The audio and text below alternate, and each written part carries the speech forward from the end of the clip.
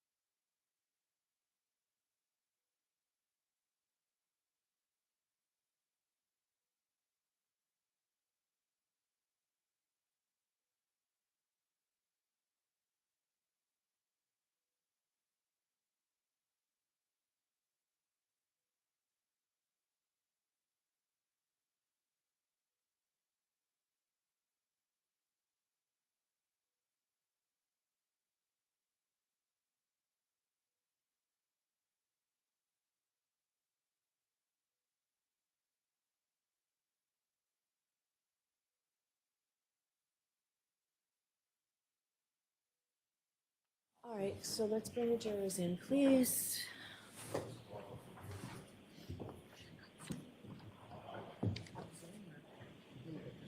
Leave it for now.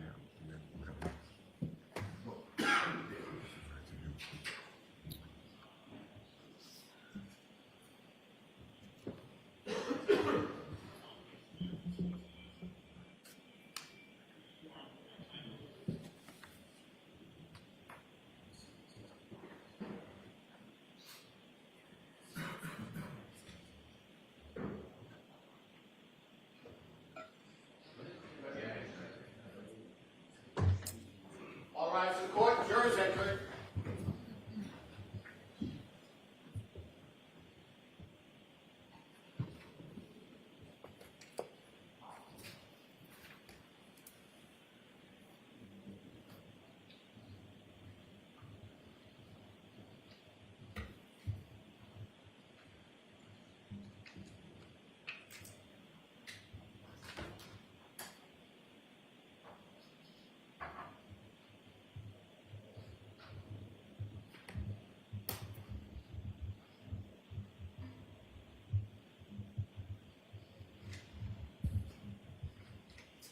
Please be seated. Good morning, jurors. So, an issue has come to my attention that is going to make it necessary that I talk to each one of you individually over at sidebar with counsel. So that process will take a little while. So I'm going to, don't speculate as to what I'm going to talk to you about. Please, when you go back to the deliberation room, talk about anything but this case, and I'll see each of you individually, and the process may take time. The cameras will be shut off, and I'm going to talk to the lawyers about whether we clear the court. No filming. All right, send you back, and we'll go back and thank you very much. Court will rise, please. All right, now I'll see counsel.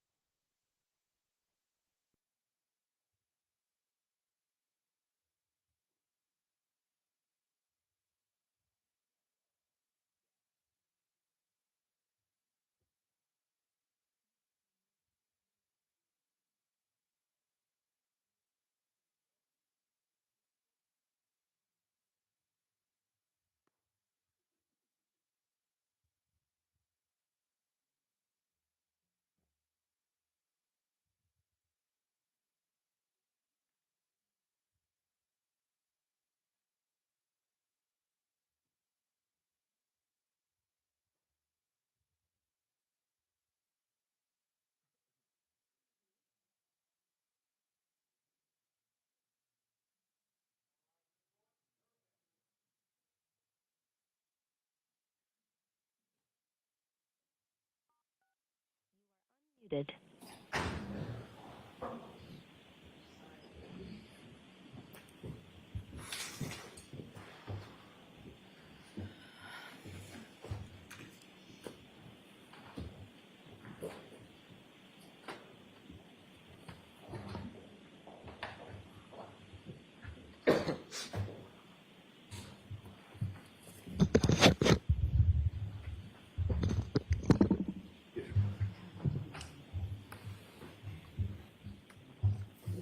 Please be seated.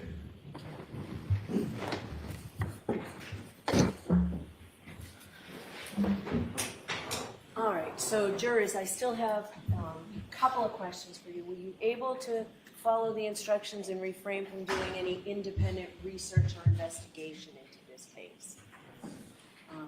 And we've discussed the other two questions, but I do need to stress for you that it's very, very important that no one discuss this case, don't let anyone talk to you about the case, no comments about the case.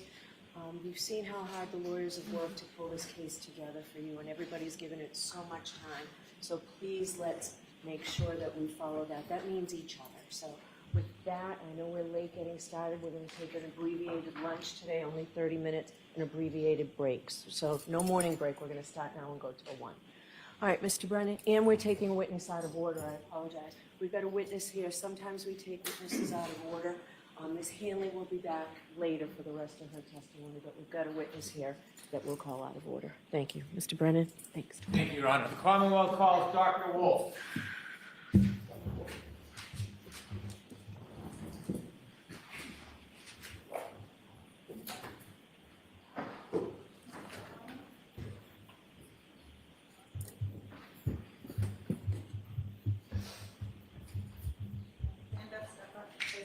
Raise your right hand, please. You solemnly swear the evidence you give to the court and jury in the case now and herein to be the truth, the whole truth, and nothing but the truth, so help you God. I do. Thank you. Good morning, doctor. Good morning. All right, whenever you're ready, Mr. Brennan. Thank you, Your Honor. Good morning, sir. Good morning. Could you please introduce yourself to the jury, spell your first name and last name for the court reporter? Sure. My first name is Isaac, A-I-Z-I-K. It's phonetic. Last name is Wolf, W-O-L-F, like the real thing. What do you do for a living? I'm a brain surgeon. Is there a special part of medicine that you study? Well, my main interest in brain surgery is brain tumors and trigeminal neuralgia. But I also specialize in movement disorders. I do pediatrics and adults. Are you an active working neurosurgeon? I am very active working neurosurgeon. I get up every day at 4:30 in the morning to go to work, 5 days a week. I take call 300 days out of 365 days a year. Did you work yesterday? Yes, I did. What type of work did you do yesterday? I did 2 brain surgeries yesterday. Are you working tomorrow? I have 4 surgeries scheduled for tomorrow, which is why this is a little bit delayed for me, and I have 4 on Friday. And what type of surgeries do you have tomorrow and Friday? I have 3 brain tumors, 1 trigeminal neuralgia, and on Friday I have 4 patients with movement disorders. You're here today as a witness. How much of your practice, how much % of your income is from being a consultant or a witness for a case? Probably less than 1%. I don't do this for a living. I want you to take us through some of your education and background. Could you share with us where you went to medical school and where you graduated from? I went to Yale Medical School. I graduated summa cum laude. Was that in 1981 that you graduated? Correct. After medical school, did you begin internships in medical residency? I did an internship at Hennepin County Medical Center, which is a trauma center in Minneapolis. I then did 5 years of neurosurgical residency at the University of Minnesota. And was that in Minnesota? Correct, in Minneapolis. Is there something about that hospital that has some specialty? It was one of the #1 training centers for chairmen in neurosurgery at the time. Did you, in your residency and in your fellowships, do any work or study in pathology?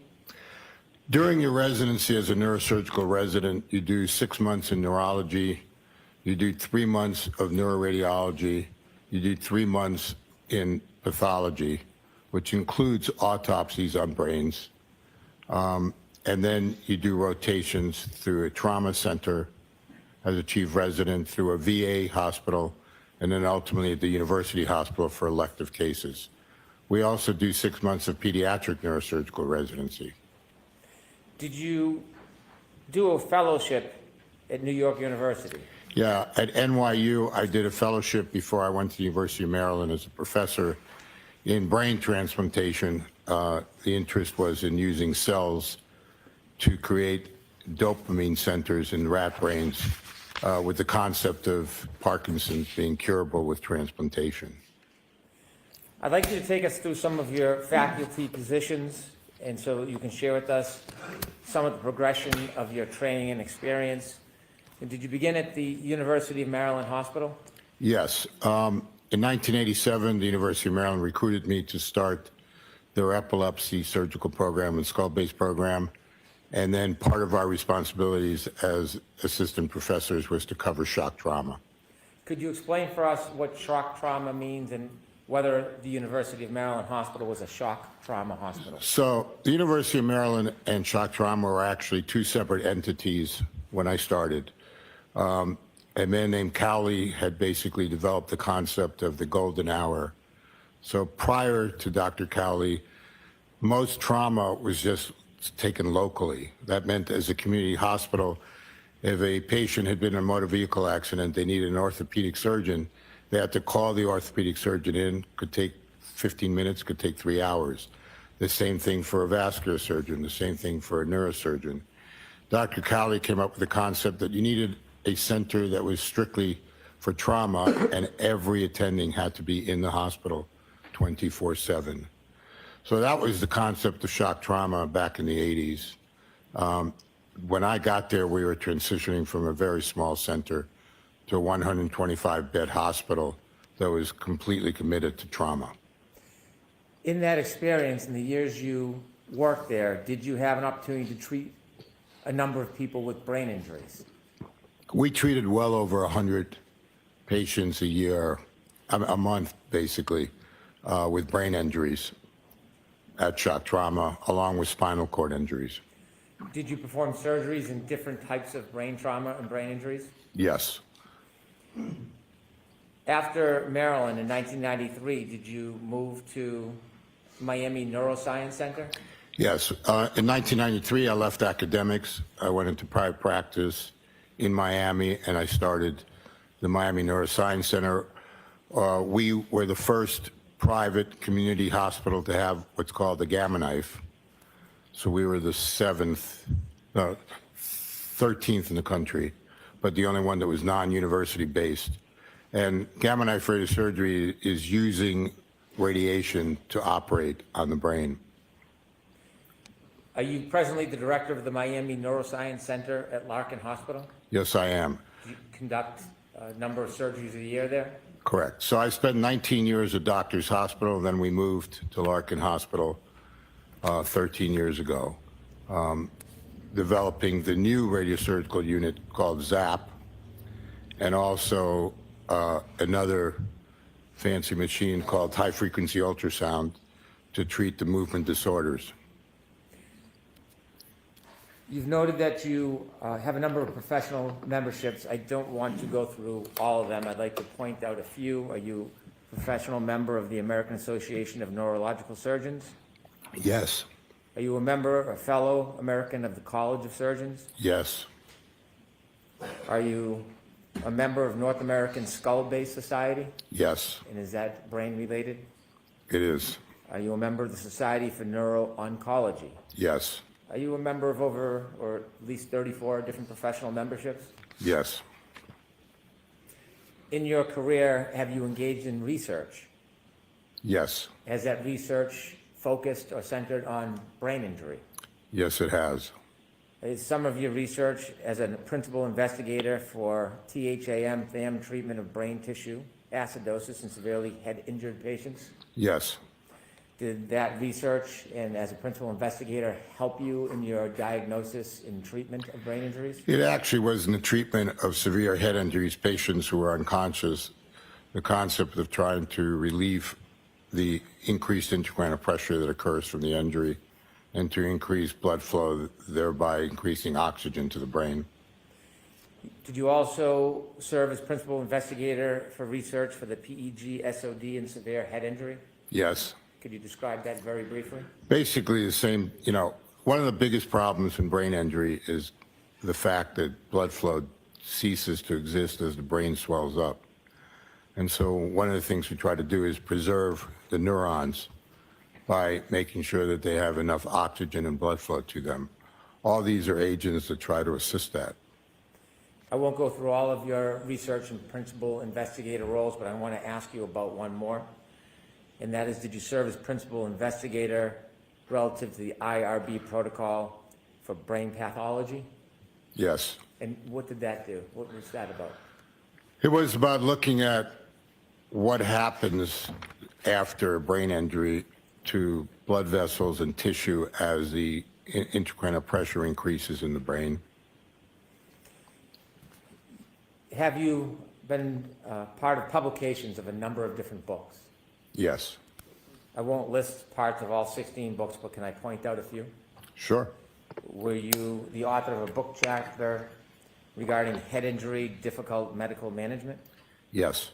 Were you the author of a book chapter on pediatric neurosurgical emergencies? Yes.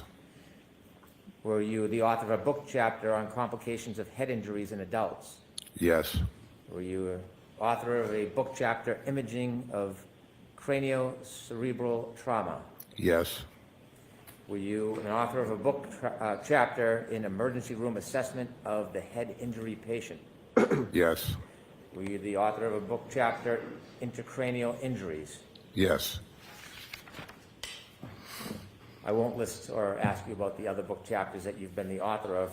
Have you been involved in journal articles? Yes.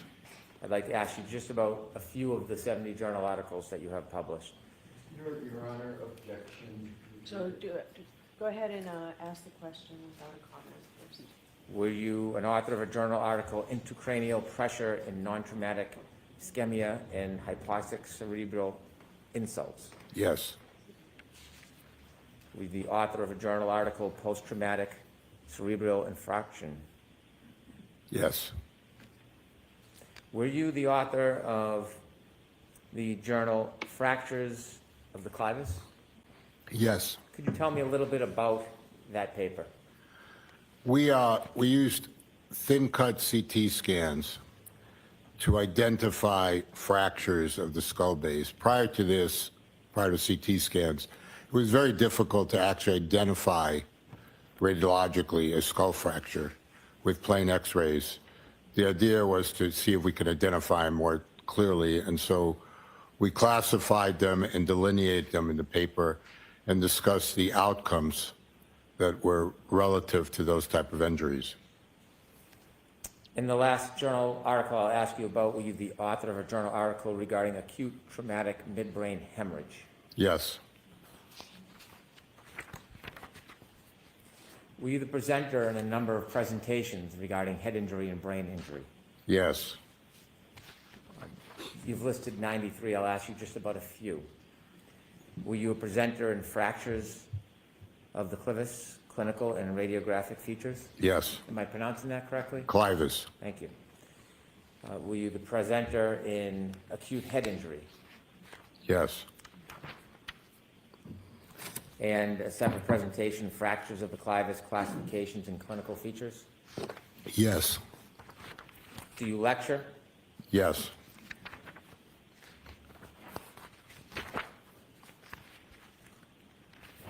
Do you have peer-reviewed publications? Yes. That was one of them. Thank you. And are you heavily involved in clinical research? Right now, my research is more based on radiosurgical techniques and outcomes. Over your career and your study and your clinical experience, have you treated different types of brain injuries. Yes. Are you familiar with a number of different types of brain injuries? Yes, we still treat them. Were you asked to review materials relative to this case? Yes. And do you recall the materials that you reviewed? Yes. Could you share with us some of the materials that you reviewed? I reviewed the chief medical examiner's assessment of the case. I reviewed pictures that I'm assuming the medical examiner took of the autopsy. And I reviewed the report from the forensic pathologist. And before I ask you about your review of specific materials and your opinions in this case, is there a benefit to your clinical experience in studying brain injuries as opposed to the experience you had as a fellow simply with pathology? Well, I think that for the jury to understand is a clinician understands the process from the time the injury occurs till the patient either leaves the hospital or dies. And it's a process. And as a neurosurgeon, I have a tremendous amount of experience with that, if that's what you're asking me. Yes. And so, doctor, you reviewed a number of items of information in this case. Did you have an opportunity to review photographs of a laceration to Mr. John O'Keefe's head? Yes, I did. With the court's permission, I'm going to ask to display Exhibit 160. Okay.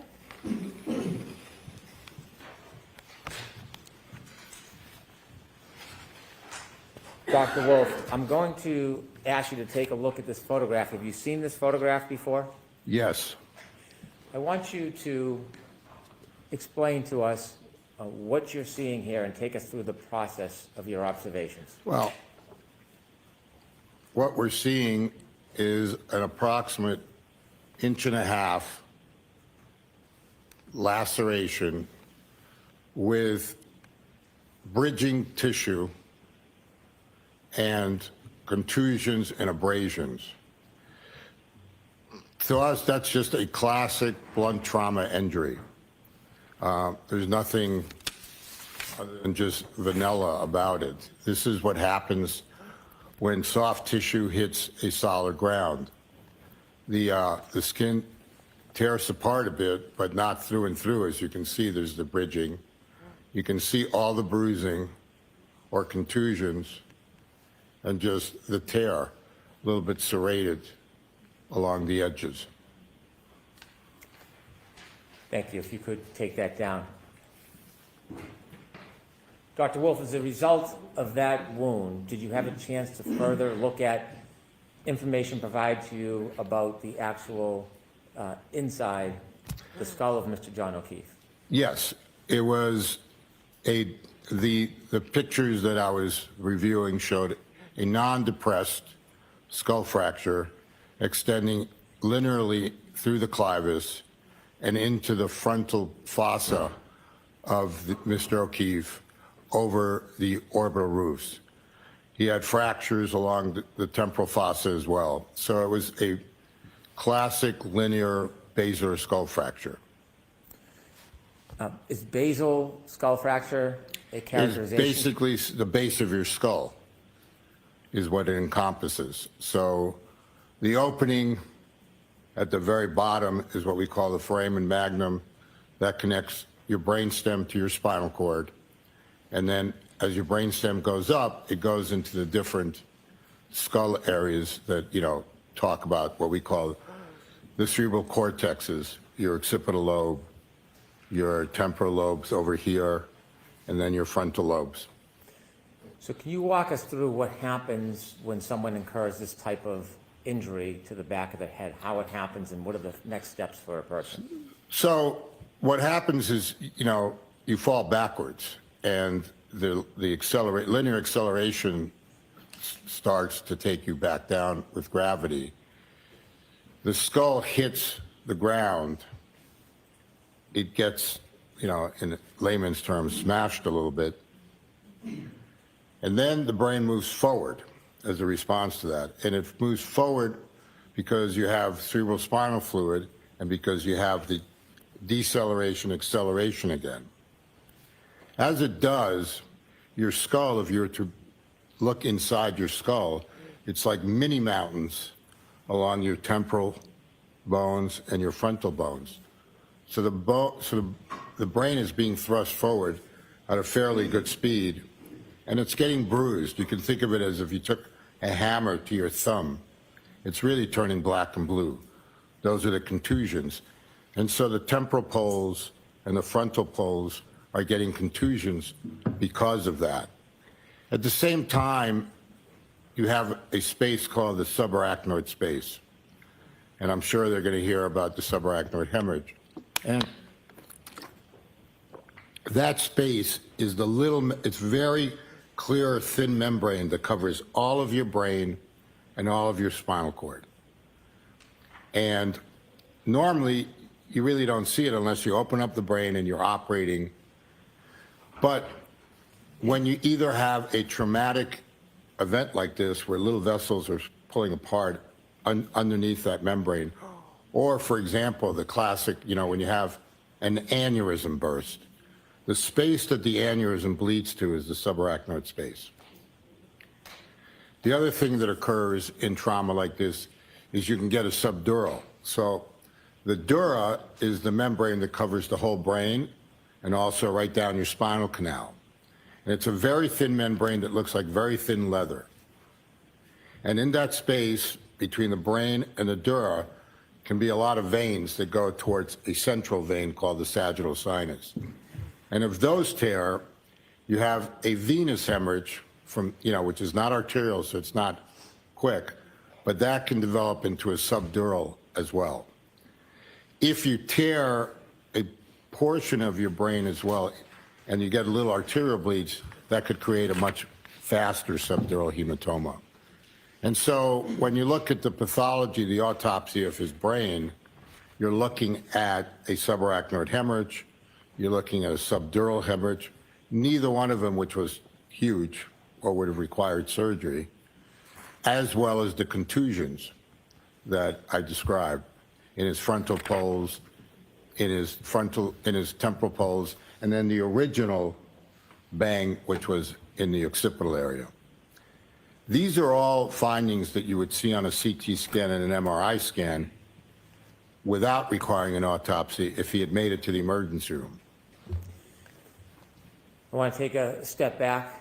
At the beginning, you said that this laceration on the back of his head was caused by a fall. Could this be caused by a fall landing on hard ground? Yes, like I said, it's a classic blunt trauma laceration. Do you have an opinion to a reasonable degree of medical certainty whether this injury, the laceration and the basal fracture, was caused by Mr. O'Keefe falling backwards on the ground? My opinion is that that's what caused his whole injury. The pattern of the laceration, do you have an opinion whether that is consistent with hitting the cold, hard ground? Objection, Your Honor. Could we have sidebar on that, please? So I'm sustaining the objection, so no sidebar. Your Honor. Do you have an opinion, doctor, about whether that laceration on the back of his head was caused by a particular movement? Well, the only way he could get this kind of an injury was to fall backwards, hit the back of his head, and then the resulting, energy forces going into his brain, into his base of his skull. Would that type of laceration require Mr. O'Keefe to have hit a line type or ridge type object? A ridge type of object? Yes. No, like I said, the tearing of the skin in that fashion, you could look it up, would be just a classic blunt trauma injury. Is there anything about that injury that would suggest to you it had to have been something sharp or ridge-like to cause? Objection, Your Honor. Again, request kindly a sidebar on this. All right, we'll come to that. Thank you.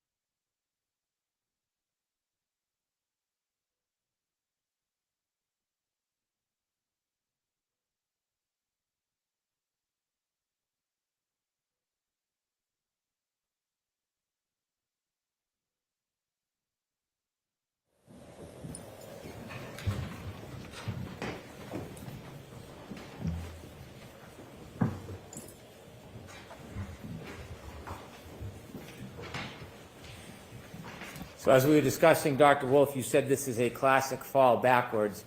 Is there anything about the pattern of that laceration that would suggest that there was a ridge or a line-type edge that caused that wound? Not necessarily. And have you seen, in your experience, similar types of lacerations and breaks caused by falling on hard ground?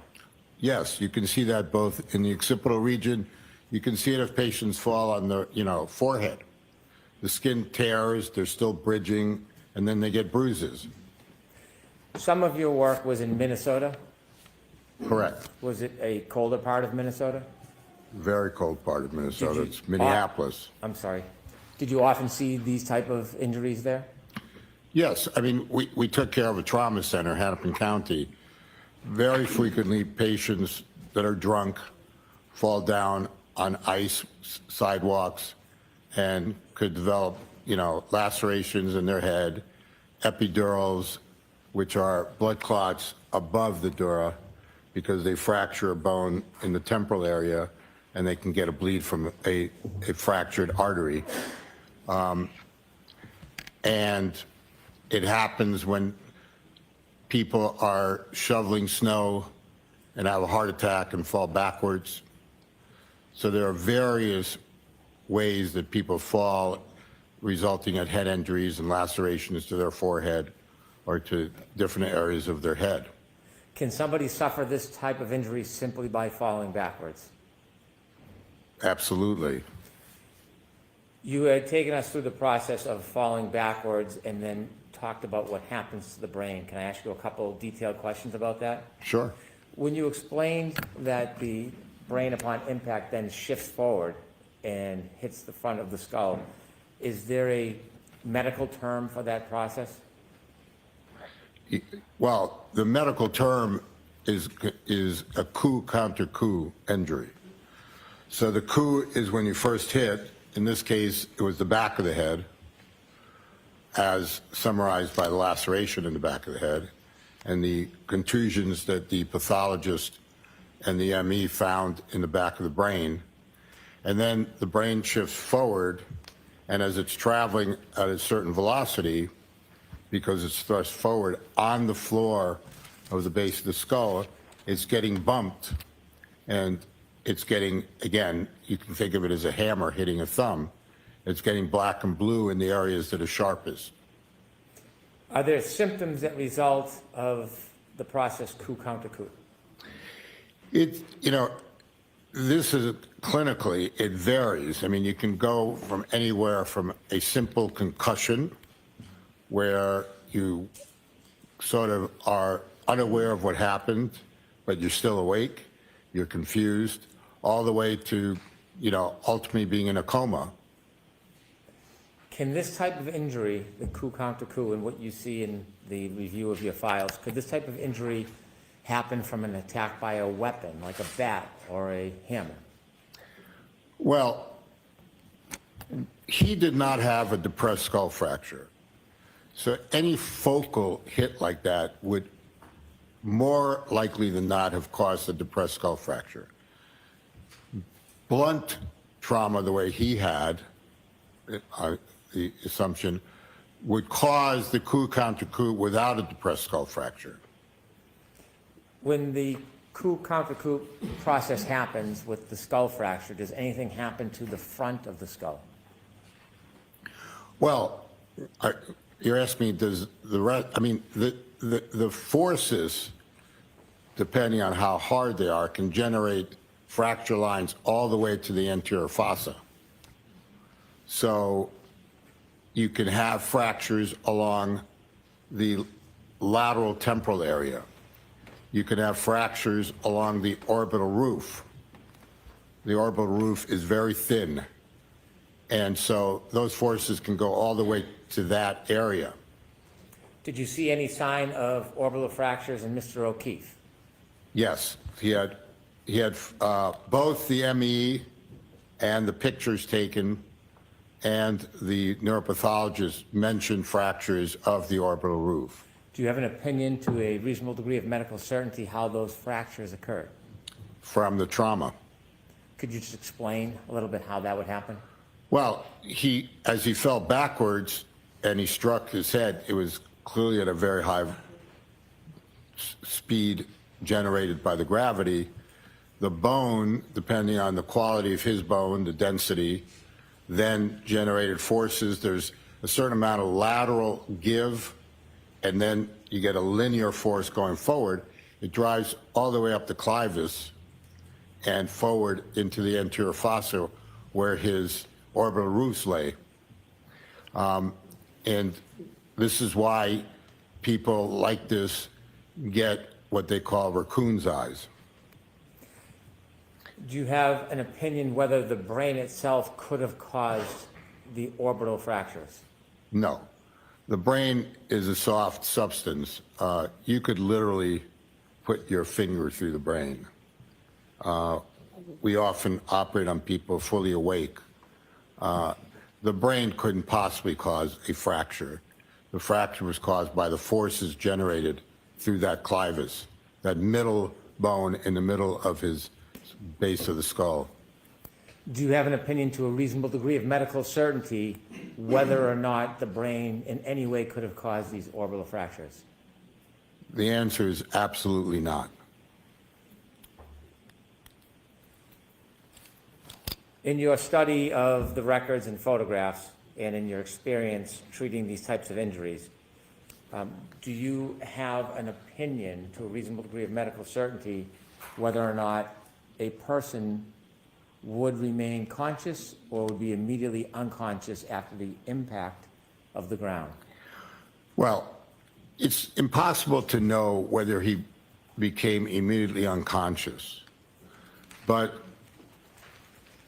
his injuries were very substantial, and it's more probable than not that at some point he quickly became unconscious and was unable to do functional activities.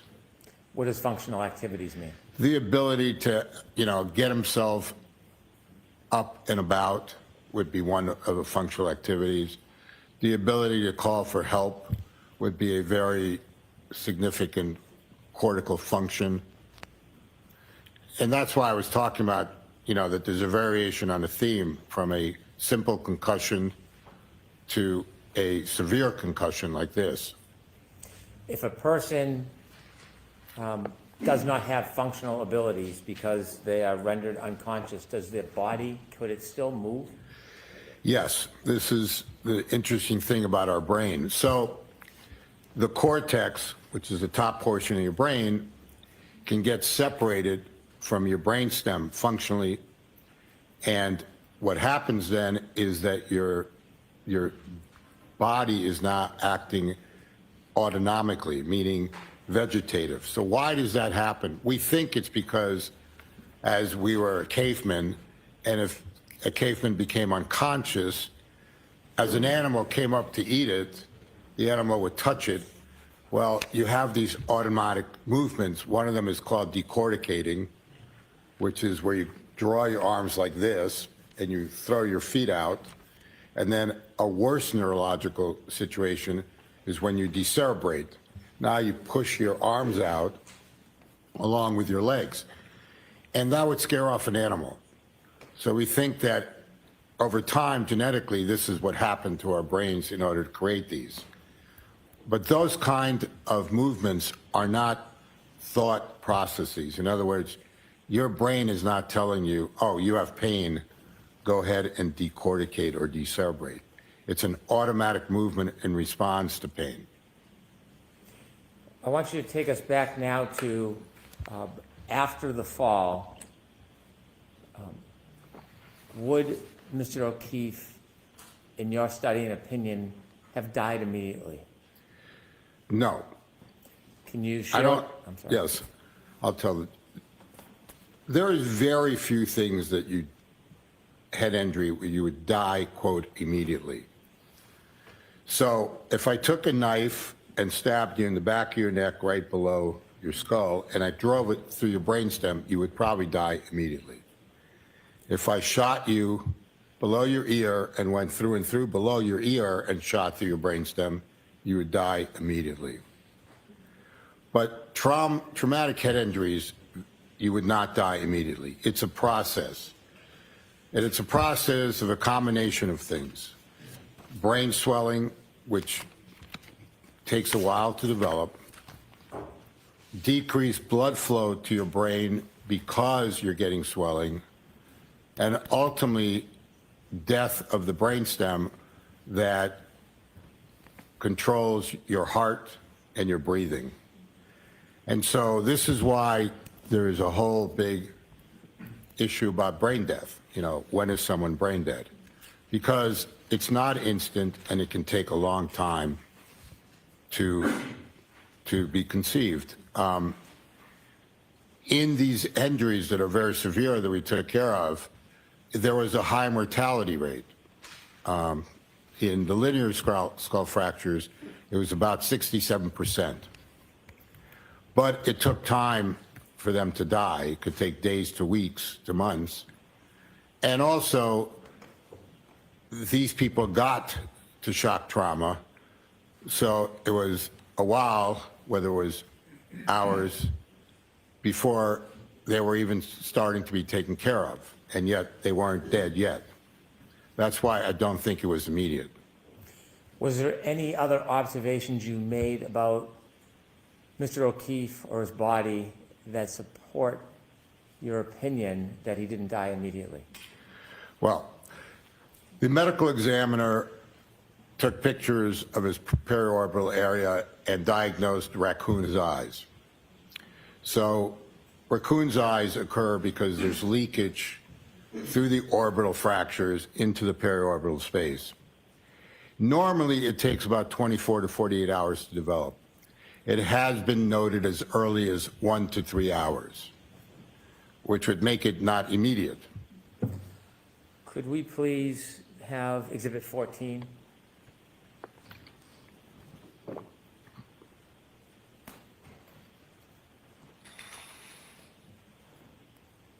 Dr. Wolf, could you share with us what you see here in this picture? So right here, you can see the black and blue that sort of configures, if he had his eyes open, like what we describe as raccoon's eyes, right? And that's not caused by direct trauma to his eyelids. It's caused by what I described as the basilar skull fracture, which went to the anterior fossa, which is right over the orbit here, inside with leakage of blood products into that periorbital area. You mentioned that starts or takes at least 1 to 3 hours to begin. Minimally, yes. You take that down, please.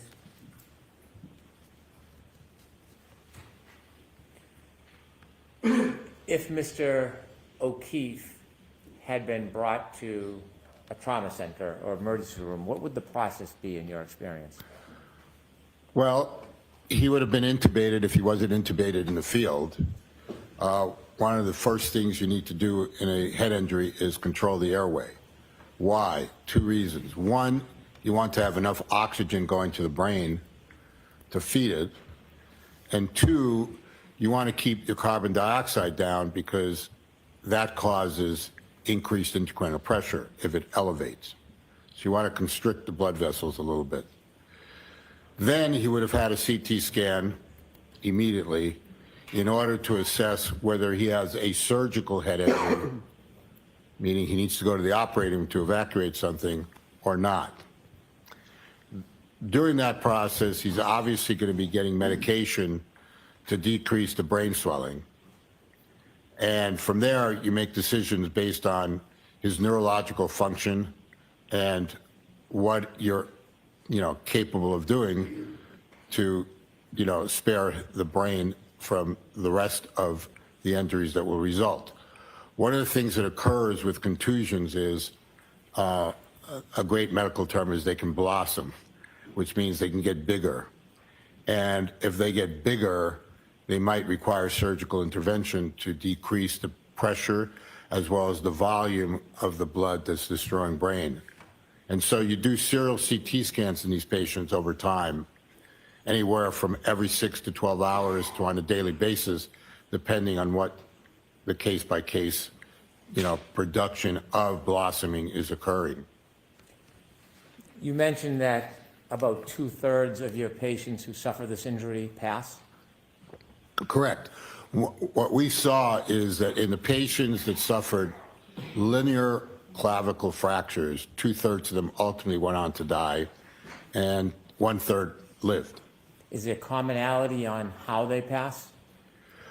One of the common reasons they passed is if they trapped a major vessel in one of the fractures, they would get a significant brainstem infarct, meaning a stroke, meaning lack of blood flow to a very significant portion of their brainstem. And so that was one of the causes of death that ultimately we understood.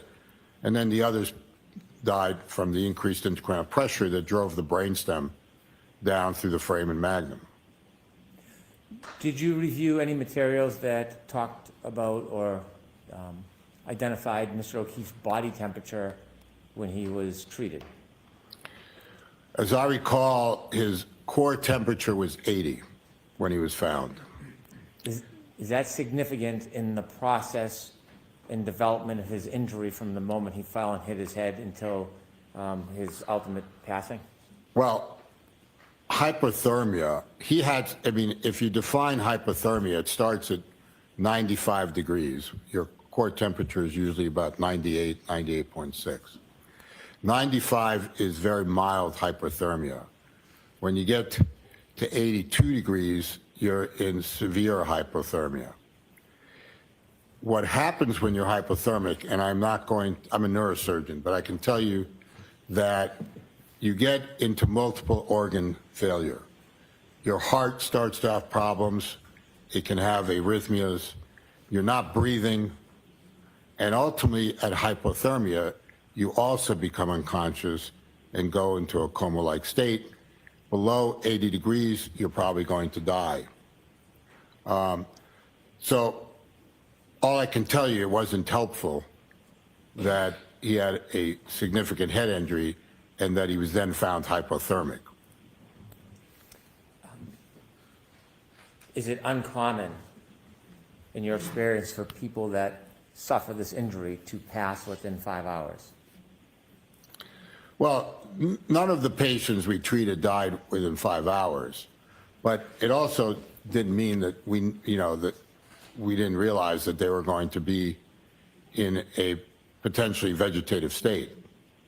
When someone's hypothermic, you have to warm them up in order to establish a clinical status, meaning you can't declare someone dead with a temperature of 80.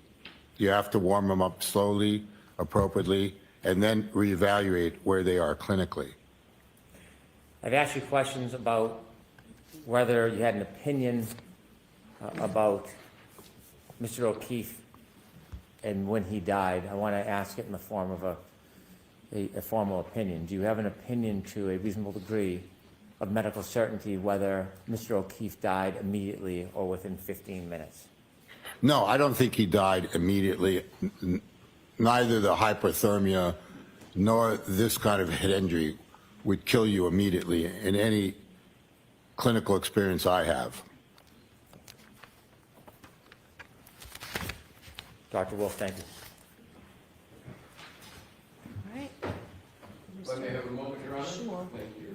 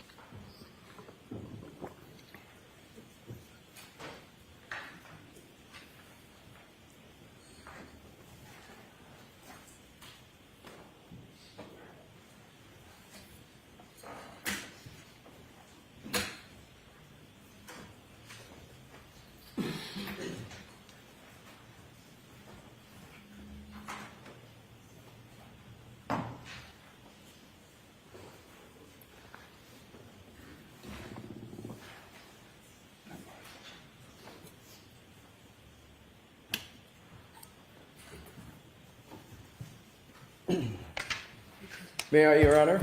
Yes. Morning, Doctor. I don't think we've had the pleasure of meeting. Welcome. Thank you. Sir, can you just describe, you started to do it a little bit on direct, a typical day for you? I wake up at 4:15 in the morning.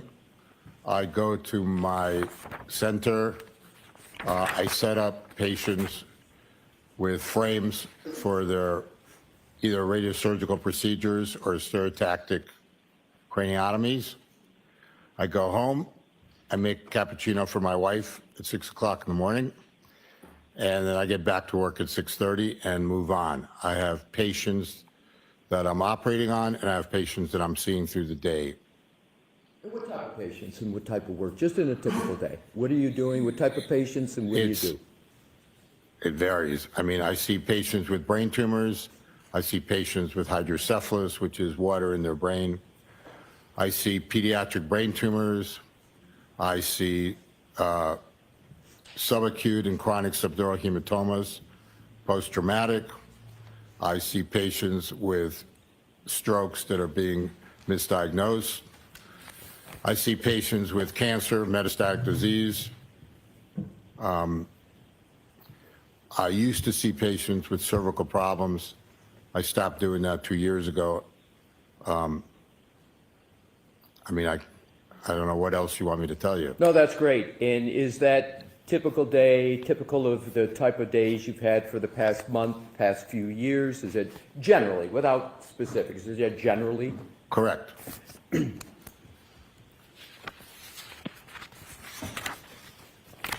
So none of your typical days, none of the past typical months have involved forensic pathology, have they?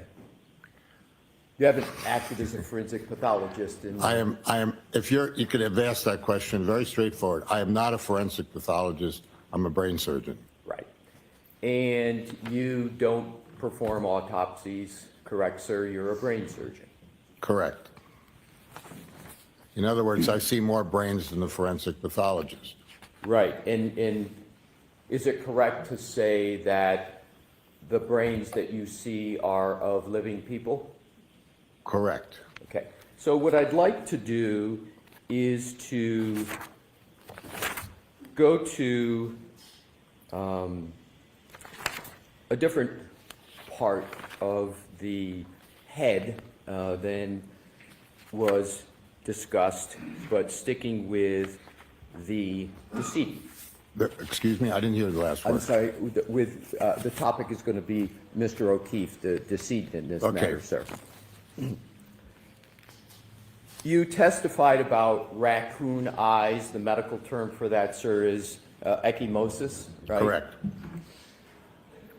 And ecchymosis, raccoon eyes, does not cause a laceration to form on an eyelid, does it?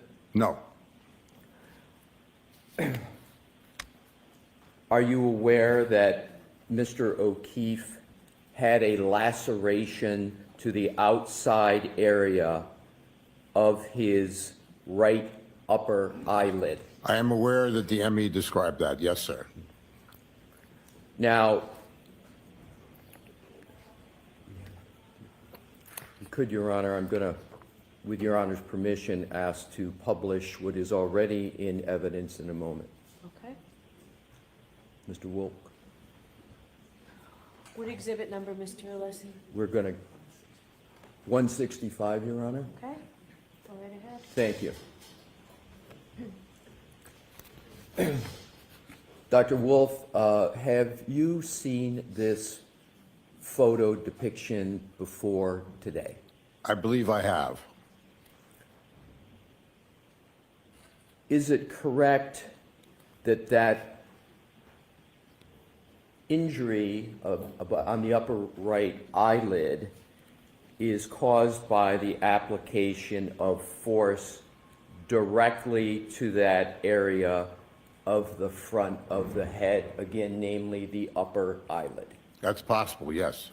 Is it more than possible? Is it probable that that injury was caused by the application of force directly to that area of the front of his head? Well, an easy answer to that would be is that that's not part of the periorbital ecchymosis.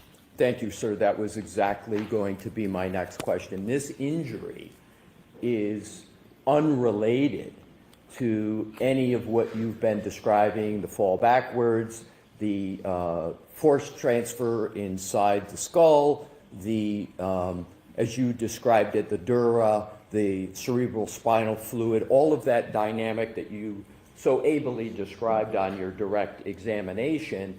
This injury has nothing to do with that, correct? Correct.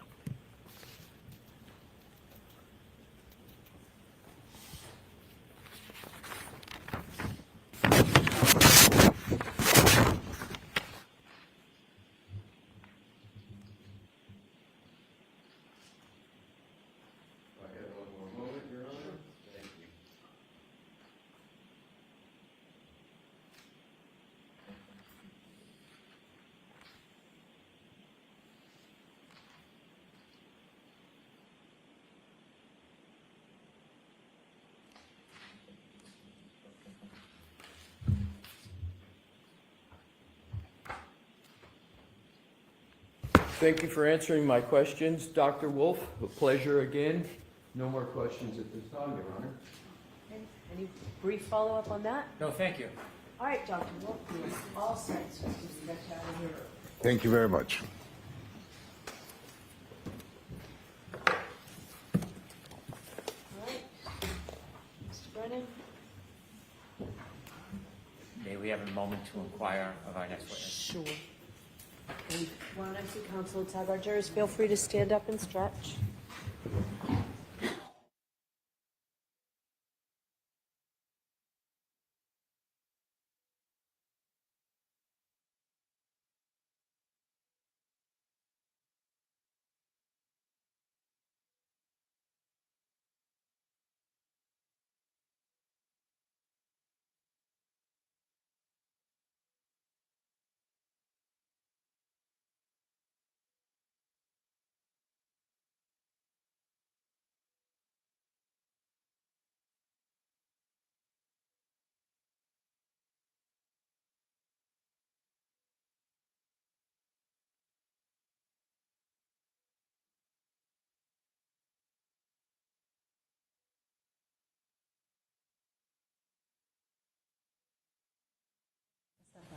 So, jurors, you may realize that that went quicker than we thought. So we are ahead of schedule. So why don't we take that morning break that we can take? So we'll take a 15 or 20 minute. All rise for the court, please. Jurors, close your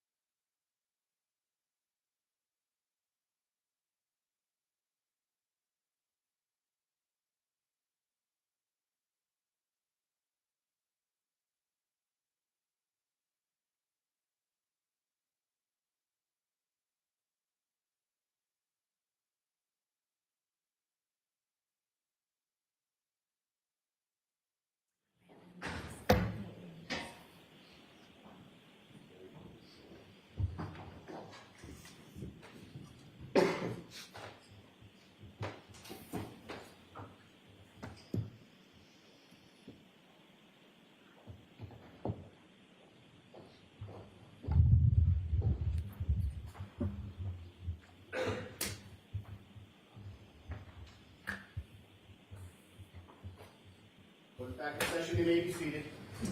All right, may we have Ms. Hanley, please?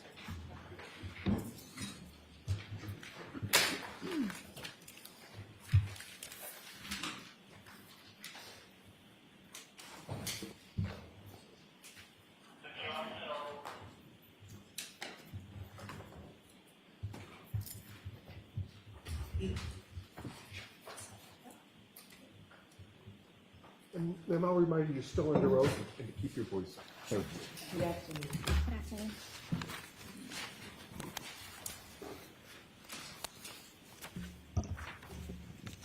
All right, Mr. Lally, whenever you're ready. Thank you, Your Honor.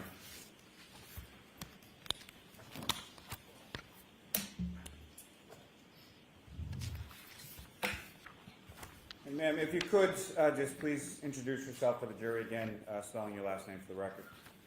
Sure. I'm Christina Hanley. Hanley is spelled Hanley. And Ms. Hanley,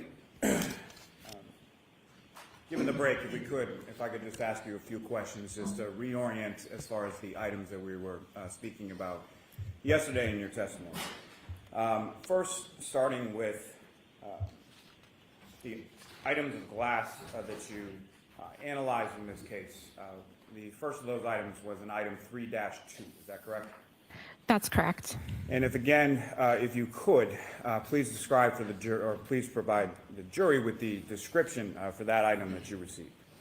Sure. So item 3-2 was a clear glass cup with broken irregular edges. And there was some dirt debris material that was noted on the exterior and interior surfaces. Your Honor, may I approach? Yes. Would you show Compton? All right. I did, Mr. Jackson. Yes, thank you. Showing you a photograph, Ms. Hanley, do you recognize that? Yes, I do. And what do you recognize that? So this is a photograph that I took. It's item 3-2, but it's also, I would have to double check on my notes, but I believe it has item 7-12, one of the pieces that I'm holding, that's showing a physical match between those two items. Your Honor, call both seek to introduce in the minutes of the next exhibit. No objection. Okay. Exhibit 195. And Your Honor, may I publish? Yes. Ms. Gilman, if I could have photograph 9490.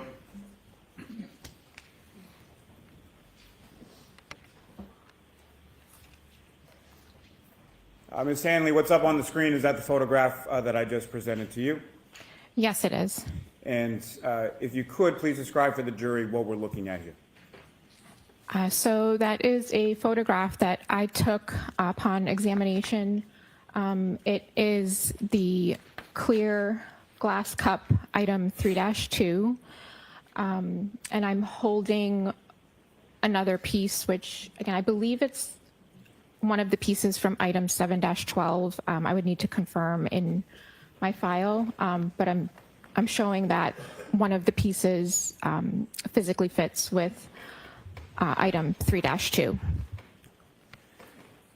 Thank you, ma'am. Ms. Gilman, you can take that down. May I approach again, Your Honor? Yes.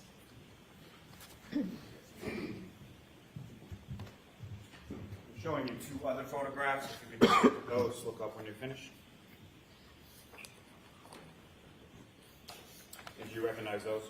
Yes, I do. And what do you recognize those? So these are photographs that I took of item 7-12. Your Honor, the Commonwealth will seek to introduce and admit as the next exhibit A and B. Is there any objection? No objection. Thank you. Exhibits 196A and 196B. And Ms. Hanley, if you could, just remind the jury as far as the physical description that you received in regard to item 7-12. Sure. So item 7-12 consisted of some clear plastic pieces as well as 9 pieces of glass with broken irregular edges. And may I publish, Your Honor? Yes. And Ms. Gilman, if I could have first photograph 9476. And if you could enlarge that just a bit, Ms. Gilman.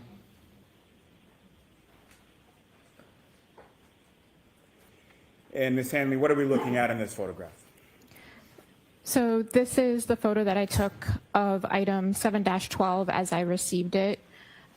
So there's the several pieces of clear glass with broken irregular edges. And Ms. Gilman, if I could have 9477. And if you could enlarge that just a bit. And again, Ms. Hanley, what are we looking at in this photograph? Those are the same pieces of glass as in the previous photo, just a little bit more up close of the clear glass that was recovered and is item 7-12. Thank you. Ms. Gilman, you can take that down.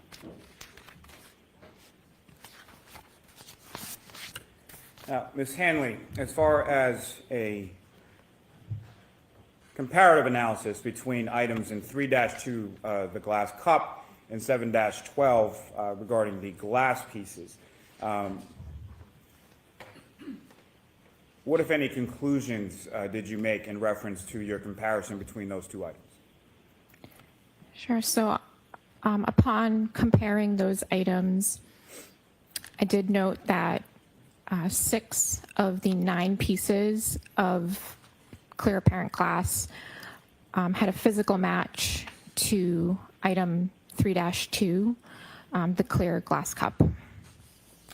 And if you could just remind the jury, as far as a physical match, what does that mean? So a physical match is basically if an item breaks and those items have broken irregular edges, if those pieces come back together like a jigsaw fit, then it's a physical match and they were at one time together as one larger unit. Now, as far as each of those items within 7-12 had a letter associated with them, correct? Yes. And do you recall which of the 6 were a physical match for item 3-2, the glass? I would just need to refer to my notes for the exact letters. Sure, you can take your report out.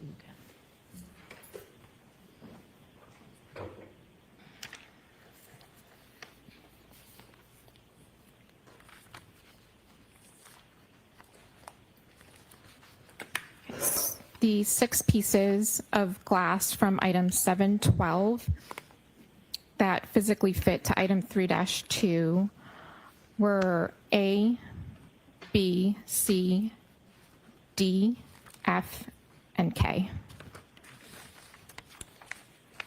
May I approach, Your Honor? Yes.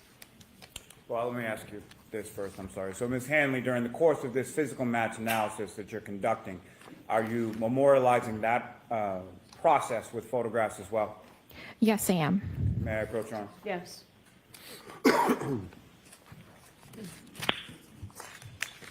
I'm presenting you with 4 photographs, if you could review those and look up when you finish.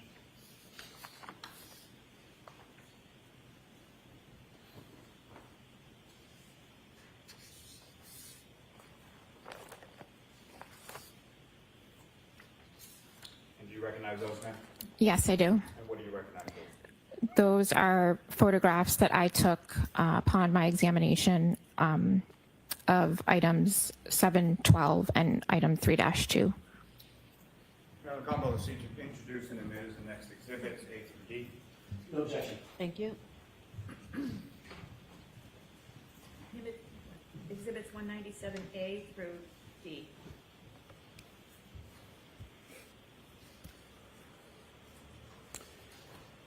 And may I publish, Your Honor? Yes. Ms. Gilman, if I could have 9502, please.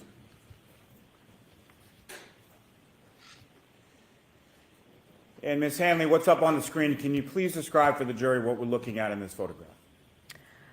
So this is one of the photos that I took of one of the breaks that physically fit together between item 3-2 and item 7-12. And Ms. Gilman, if I could have 9514. And again, Ms. Hanley, can you please describe for the jury what we're looking at in this photograph? Sure. So this is a photo that I took when I was doing my comparison of item 3-2 and several pieces from item 7-12. Now, as far as the individual pieces had sort of little white stickers or labels affixed to them, is that correct? Yes. Is that something that you did, or is that something that when the items were provided to you was already done? So item 7-12, I received those pieces with the labels already on them. And again, those items, especially 7-12, had been with mixed veneer in your unit prior to coming to your table or your station, correct? Yes. Ms. Gilman, if I could have 9518. Again, Ms. Hanley, what are we looking at here? So this is another photograph that I took of the physical match. It's just another view of the items together of item 3-2 and several pieces from item 7-12. And lastly, for this batch, Ms. Gilman, if I could have 9520. And again, Ms. Hanley, what are we looking at here? So this is another picture that I took of the items just slightly rotated of item 3-2 with a physical fit to several items or several pieces from item 7-12. Ms. Hanley, is there a laser pointer on the desk in front of you? Yes. If you could, preferably using this screen just so it's visible for the jury, could you delineate where you see in this photograph item 3-2 and where you see the items associated with item 7-12?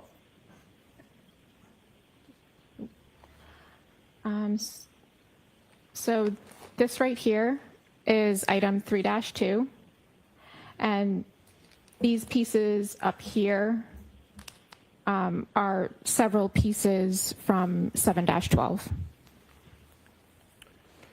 Thank you. Ms. Gilman, you can take that down. Now, the other two items that you analyzed or examined in this part of your physical match analysis were items 3-3 and 7-14, correct? That's correct. And turning your attention specifically to item 3-3, if you could just remind the jury as far as the physical description of that item that was provided to you. Sure. So item 3-3 was 5 pieces of clear glass with broken irregular edges that were recovered from the bumper of the vehicle. May I approach again, Your Honor? Yes.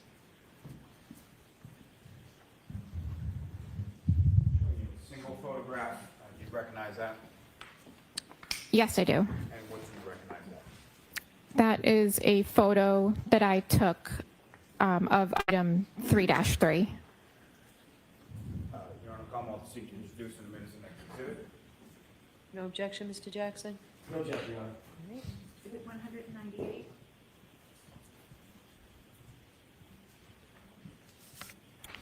And may I publish, Your Honor? Yes.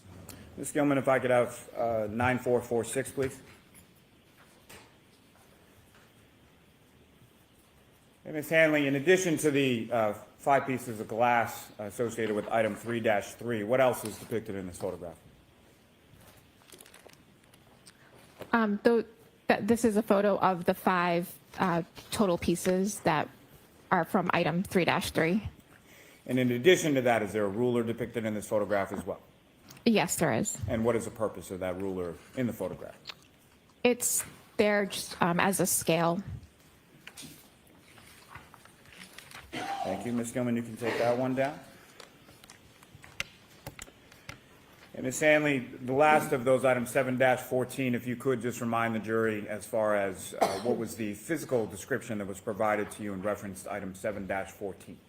Sure. So item 7-14 was a clear piece of glass with broken irregular edges that was recovered from the road. May I approach again, Your Honor? Yes.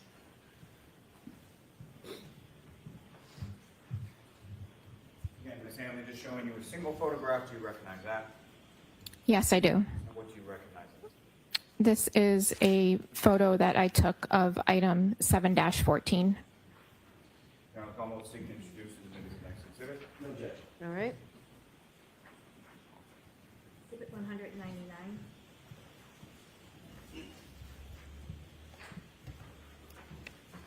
May I publish, Your Honor? Yes. Ms. Gilman, if I could have 9471, please.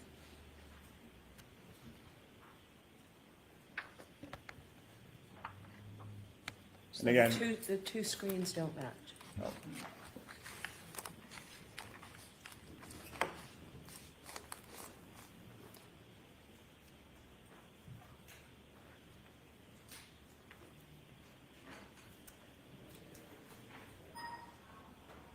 Thank you. Thank you, Your Honor. Ms. Hanley, again, if you could just describe for the jury what it is depicted in the photograph up on the screen. This is the photo that I took of item 7-14. Thank you. Ms. Gilman, you can take that down. So, Ms. Hanley, in addition to the physical match analysis that you did between item 3-2, the cup, and 6 of the pieces that you found to be a physical match from item 7-12, did you also compare pieces from item 3-2, 7-12, and 7-14? Yes, I did. And what did you conclude in your physical match analysis of those items together? So upon examining and comparing item 3-2, 7-12, and 7-14, I had concluded that 6 of the 9 pieces of glass from 7-12 physically fit with item 3-2, and the remaining 3 of the 9 from 7-12 did not have a physical fit to item 3-2. I also compared item 3-2 and 7-12 to 7-14, but there was no physical match to item 7-14. Now, in addition to that, did you also do a physical match analysis between item 3-2, the drinking glass, 7-12, pieces found from the roadway, and certain pieces from 3-3 from the bumper of the vehicle? Yes, I did. And what did you conclude based on that physical match analysis between those items? So upon examining and comparing those items, so there were 5 total pieces of glass from item 3-3. I used 2 of those pieces for physical match comparison to the items recovered from the road.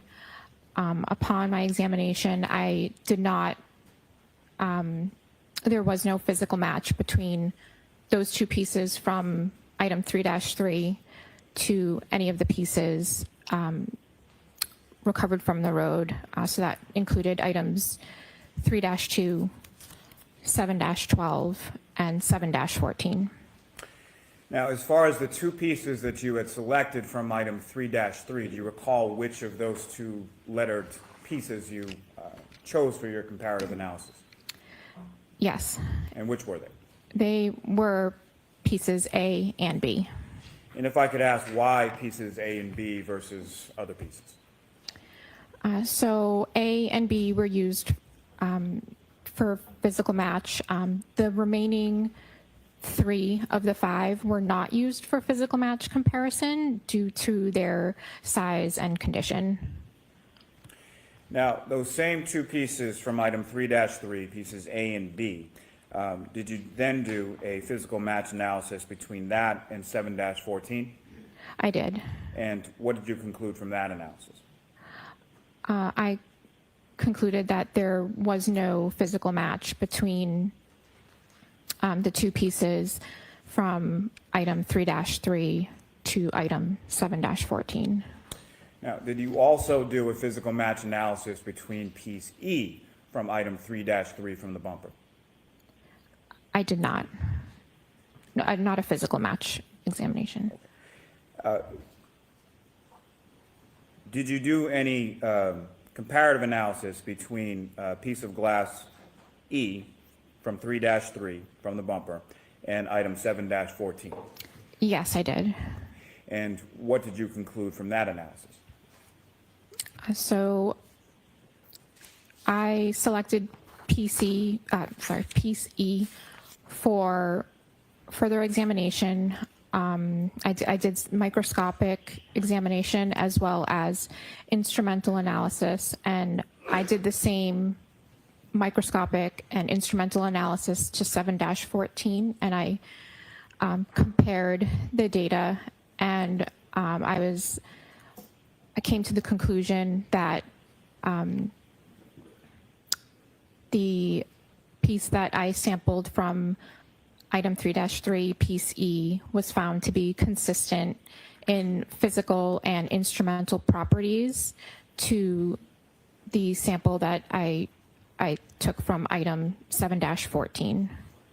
If you could, Ms. Hanley, could you please explain to the jury when you say instrumental analysis, what is that? What does that consist of? So the instrumental analysis that I conducted was on the GRIM instrument, which measures the refractive index of the samples.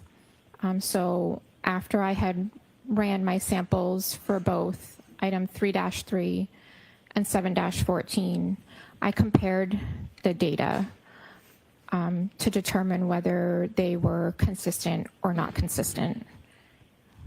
And so when you say that something is consistent in instrumental properties, what does that mean? So in this instance, they had consistent refractive indices. Now, in addition to that comparative analysis for the glass items, what other additional examinations did you perform in this case? Sorry, could you say that again? In addition to items 3-2, 3-3, 7-12, and 7-14, what other items did you look at in this case?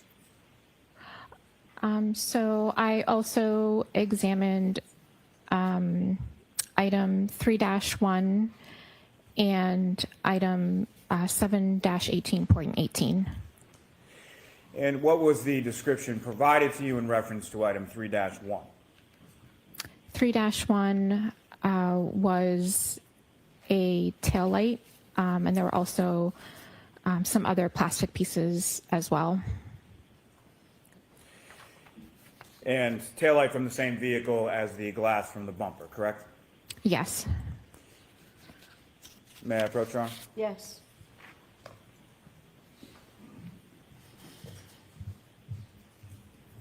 We have another single photograph. Do you recognize that? Yes, I do. And what do you recognize that? This is the photo that I took of item 3-1. Your Honor, the Commonwealth will seek to introduce and administer. No objection. Thank you. 200.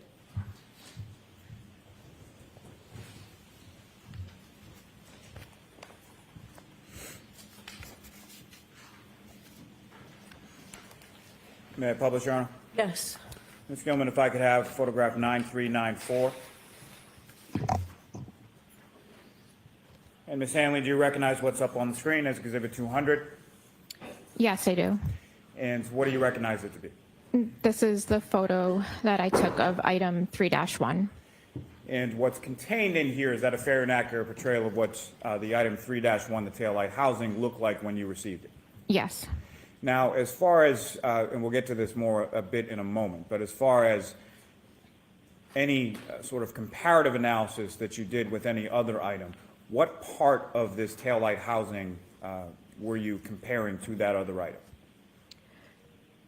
So there were clear and red plastic portions of the taillight that appeared to be broken. So I sampled portions of the clear plastic as well as the red plastic on the taillight. And just for clarity purposes, if you could with the pointer, as far as which of these pieces up on the screen were you sampling the clear and or the red plastic from?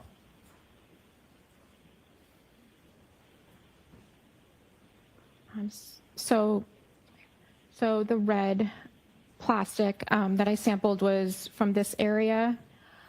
It's a little hard to tell from here.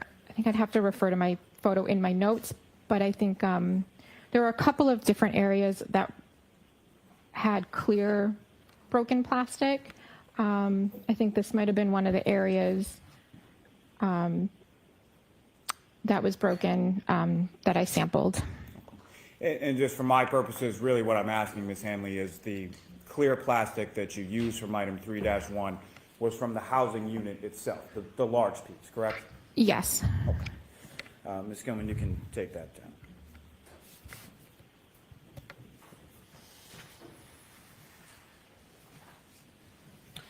Now, the other item that you were comparing this to was item 7-18.18. Is that correct?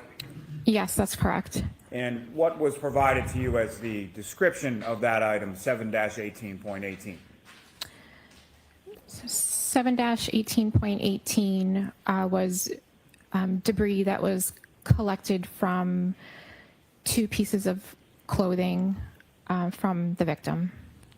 And specifically, that would be 7-17, an orange T-shirt, is that correct? I believe that is correct, yeah. Okay, as well as 7-18, a gray long sleeve shirt, is that correct? Yes. And when you say that item 7-18.18 contained debris, what did that debris consist of? So the debris consisted of one clear piece of plastic, as well as several pieces of red plastic, among some other trace material. Now, were there measurements taken of those items within the debris, specifically the clear plastic and the red plastic? Yes. And what were those measured to be? I would just need to refer to my report for that. Okay, go ahead. Thank you.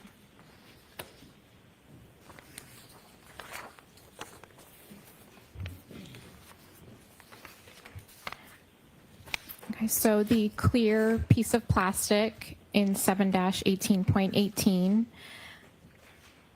it measured approximately 1/8 of an inch by 1/16 of an inch. And then I measured the largest and the smallest of the red plastic pieces. And the largest piece of red plastic measured approximately 1/16 of an inch by less than 1/16 of an inch. And the smallest piece among those measured approximately less than 1/16 of an inch by less than 1/16 of an inch. And so those particular pieces that you measured, about how small are we talking about? So the largest for the red plastic, the largest piece measured, just for visual purposes, it's roughly like the size of a grain of rice. The rest of the pieces were smaller than that. And who within the lab provided that debris in that taillight housing to your unit, to the trace unit? So the debris from the clothing was transferred to my unit by Maureen Hartnett, and the taillight was submitted to the lab by Trooper Christopher Moore. May I approach, Your Honor? Yes.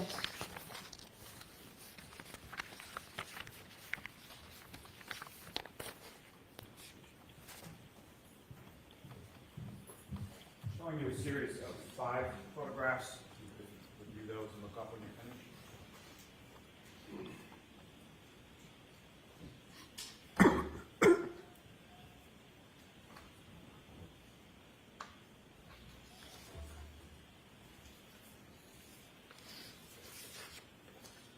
Generally speaking, Ms. Hanley, do you recognize what's depicted in those photographs? Yes, I do. And what do you recognize those to be? Those are the photographs that I took of 7-18.18. I'm going to call both the state to introduce and admit as the next exhibit, A through E. No objection. It's 201 A through E.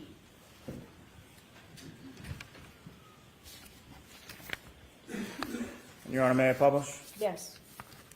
Now, Ms. Gilman, if I could have photograph 9352.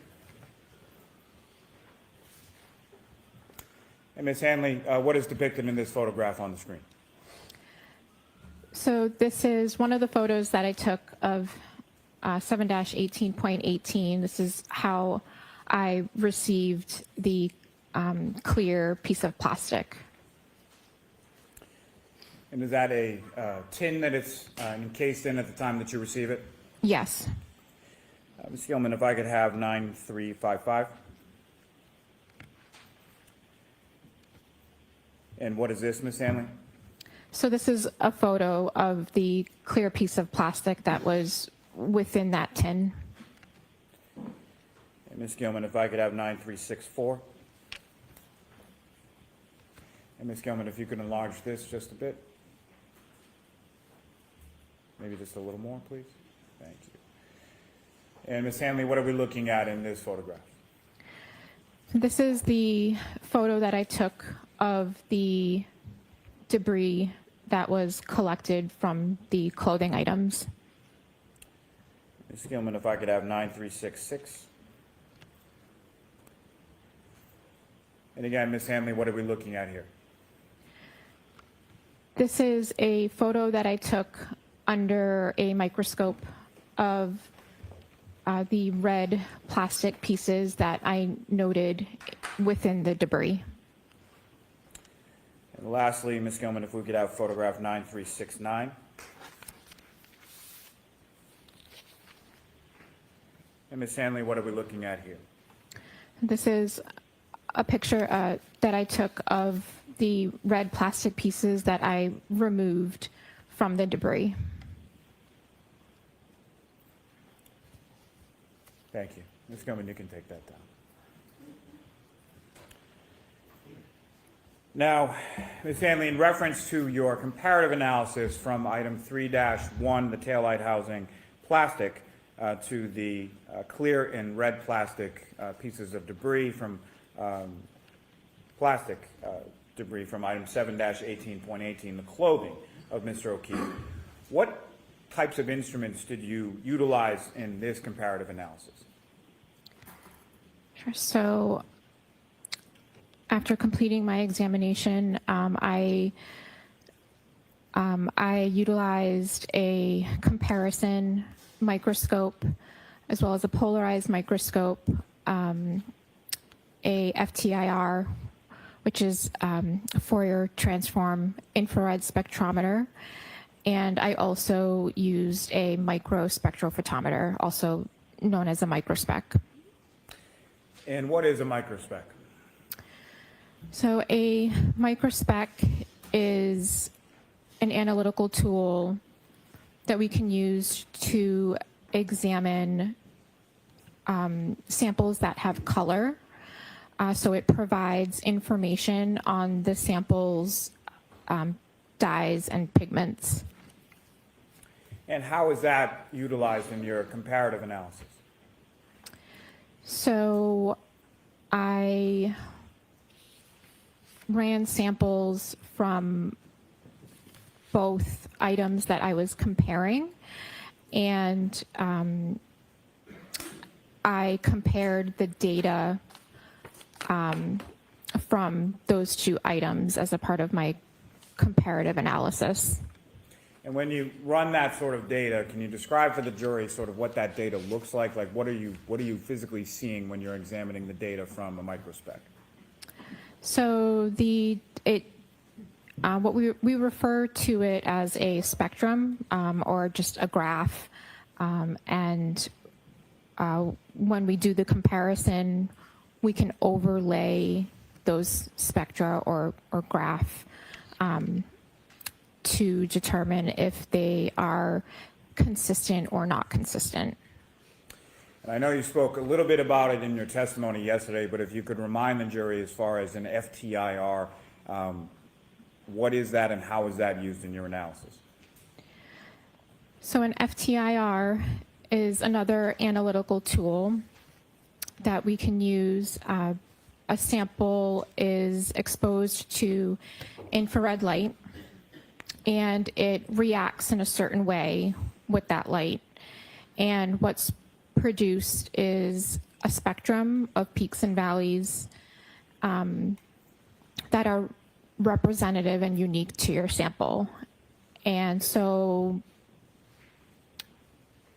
that instrument was used to run samples from both items, and then the data was compared from both items. Now, from your comparison of starting with the clear plastic from the debris from Mr. O'Keefe's clothing, from your comparative analysis of that clear plastic to the clear plastic from item 3-1, the tail light, what did you conclude? So the clear plastic from the debris was found to be consistent in color and instrumental properties to the clear plastic from the tail light. So accordingly, the clear plastic from the debris could have originated from the clear plastic from the tail light or from another source with the same characteristics. And with reference to the red plastic from item 7-18.18 from Mr. O'Keefe's clothing, in your comparison of that red plastic with the red plastic from the passenger side tail light of the defendant's vehicle, item 3-1, what did you conclude from that analysis? So the red plastic that I sampled from item from the debris from the clothing from 7-18.18 was found to be consistent in color, microscopic appearance, and instrumental properties with the portions that I sampled from the red plastic from the tail light. So accordingly, the red plastic from item 7-18.18 could have originated from the red plastic that I sampled from the taillight or from another source with the same characteristics. I'm sorry, Your Honor, if I could just hold on 1 minute while the sirens pass. May I approach again, Your Honor? Yes. Actually, is this a good time to take a break, Mr. Lowe? Luncheon break? Entirely up to the court. I probably have another 3-4 minutes left. I'm going to see counsel for 2 minutes, folks.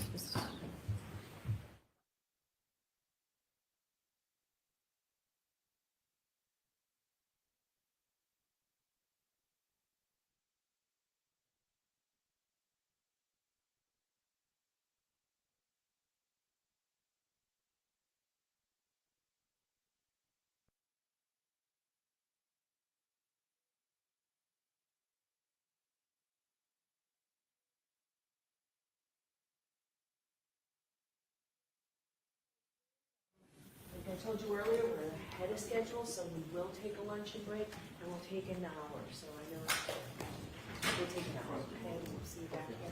So, we're just going to follow. All rise for the court, please. Jurors, close your notebooks, follow me.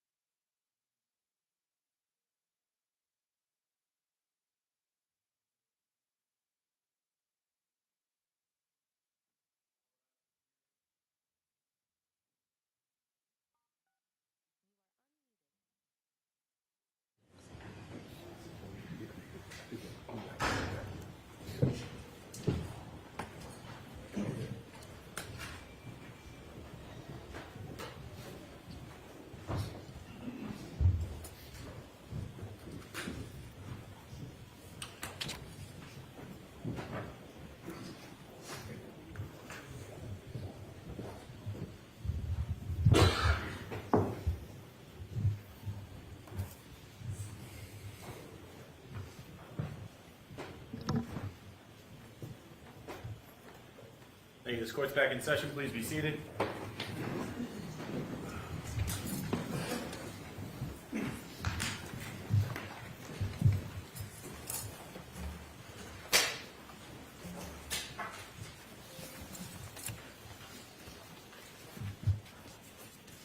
Whenever you're ready, Mr. Hanley. Thank you, Your Honor. Now, Ms. Hanley, when we left off, you were discussing the comparative analysis you did between item 7-18.18, Mr. O'Keefe's clothing, and item 3-1, the taillight housing or the plastic within the taillight housing of the defendant's car, correct? Correct. And there were a number of different instruments that you used through the course of your examination and analysis, correct?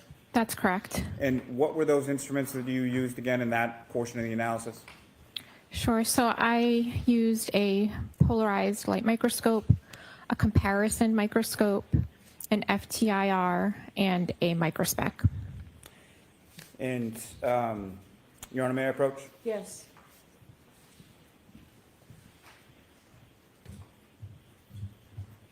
Showing you 3 documents, if you could review those a couple minutes, please.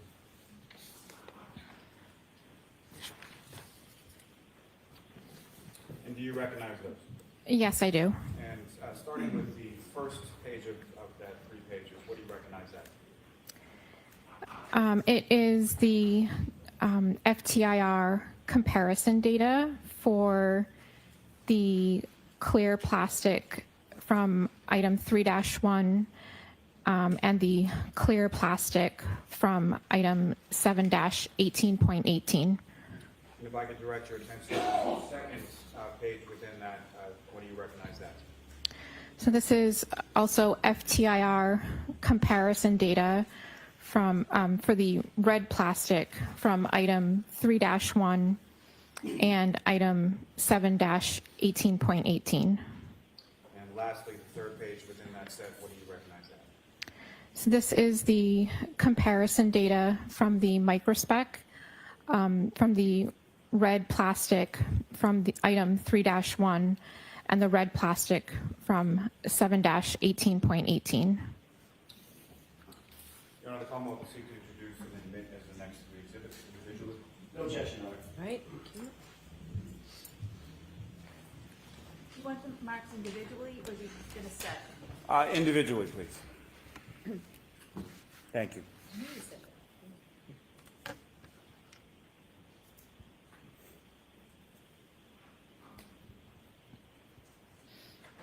Exhibits 202, 203, and 204. Thank you. And again, Ms. Hanley, when it came to your analysis of the clear plastic material from the debris from John O'Keefe's clothing and the clear plastic material from the defendant's taillight, what were your conclusions from that analysis? Sure. Upon comparison, the clear plastic from item 7-18.18 was found to be consistent in color and instrumental properties with the clear plastic from item 3-1. Accordingly, the clear plastic from 7-18.18 could have originated from the clear plastic from item 3-1 or from another source with the same characteristics. Thank you. Your Honor, may I publish, and I'm sorry, I forgot already the Yes. exhibit numbers, but Yes. Ms. Gilman, if I could have the clear plastic.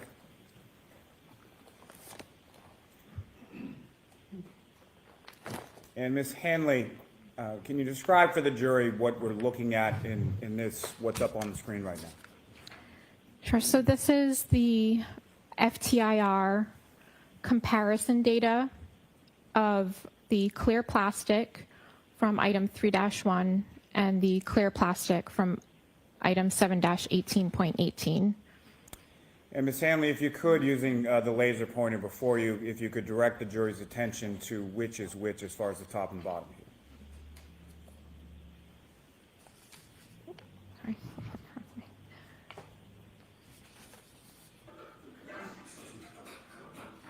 The top,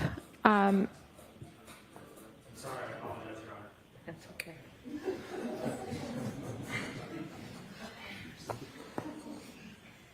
the top spectrum is item 3-1, and the bottom spectrum is item 7-18.18. And Ms. Hanley, when you're comparing these two as far as the data that you receive, what is it specifically that you're looking at in your comparison as far as the data is concerned? So when I'm comparing the spectra, I'm looking at the peaks in each sample to determine if they are consistent or not consistent. Thank you. And if I could turn your attention to the red plastic material from the debris from Mr. O'Keefe's clothing and the red plastic from the passenger side taillight of the defendant's vehicle, what did you conclude in your analysis there? So upon comparison, the red plastic from 7-18.18 was found to be consistent in color, microscopic appearance, and instrumental properties with the red plastic from item 3-1.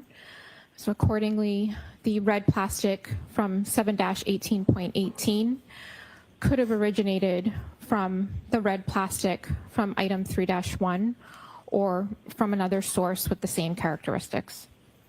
Thank you. And Ms. Gilman, if I could have the red plastic data. And Ms. Hanley, directing your attention to the screen again with the laser pointer, if you could delineate for the jury as far as which set of data is associated with which item. So the top spectrum is item 3-1, and the bottom spectrum is item 7-18.18. And again, if you could just direct the jury's attention with that laser pointer to the areas as far as the data peaks and valleys that you're looking at in comparison of this data. So when I'm comparing them, I'm comparing the peaks to each other in each of the spectra to determine if they are consistent or not consistent. And in this case, you found them to be consistent, is that correct? That's correct. And Ms. Gilman, lastly, if I could have the microspec data. And Ms. Hanley, if you could describe for the jury, please, what are we looking at in this particular data set? So this is the comparison data from the microspec of the red plastic from item 3-1 and the red plastic from 7-18.18.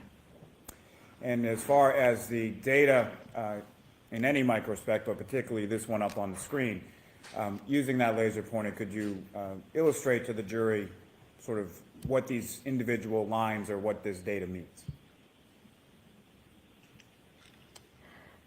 So these are the samples that I ran, and they samples that I ran from item 3-1 and 7-18.18, and the spectra are overlaid in order to determine, to look at it and to determine whether they have a consistent or not consistent pattern.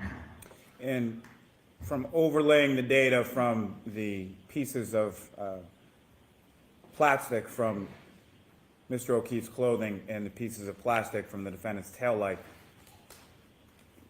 what do you observe as far as from overlaying those two sort of data points? So I determined that they had consistent microspec data. Again, if you could just remind the jury as far as the microspec data, what type of data is that? So the microspec, it analyzes samples that have color. So it provides information of a sample's dyes or pigments. Thank you very much. Ms. Gilman, you can take that down. Thank you, Ms. Hanley. I have no further questions, Your Honor. Okay.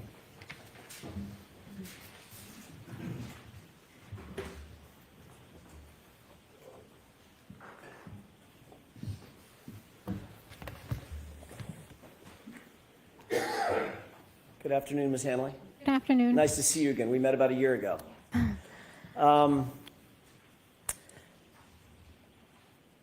First things first, you were just talking about some plastic pieces in 7-18.8, correct? It was 7-18.18. 0.18, I left the one out. 7-18.18. We're dealing with a lot of numbers. I'm going to see if we can cut through that here in a second. Sure. First of all, you indicated that you were doing a comparative analysis in different, sort of different categorical ways, using microscopy, using the microspec, using the FTIR. I think you also use the FTIR in that as well? Yes. And you indicated that your analysis concluded with those pieces could have come from the same source, from the source in 3-1, the taillight. But you're not conclusively saying they did, correct? It could have come from, they could have a common origin, or it could have come from another source with the same characteristics. Right. So in other words, another way to say that, Ms. Hanley, is it may have come from the taillight, may not have. It's a possibility. Okay. I also want to ask you real quick about the taillight manufacturer. You were shown an exhibit, I think it's exhibit 200, and I think we have that available. With the court's permission, we don't have to cut the lights. I think the lighting is just fine.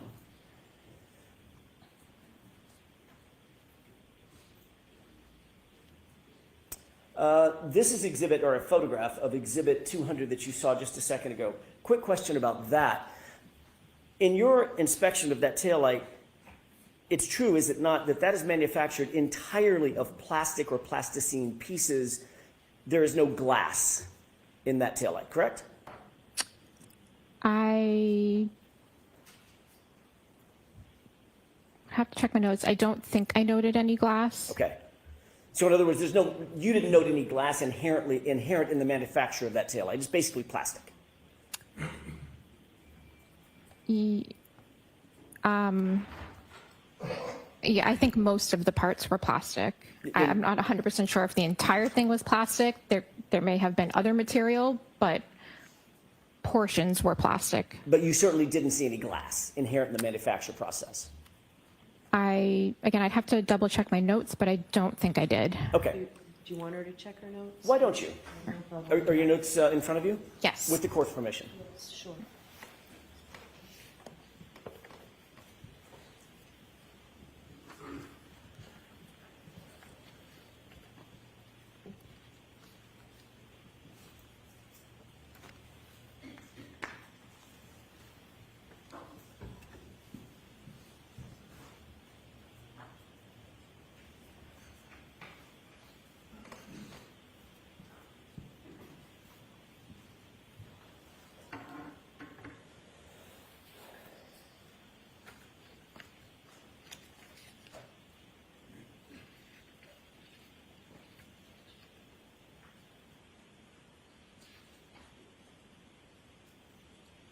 Okay, so I did not make any notation that I noted portions that were glass. Great.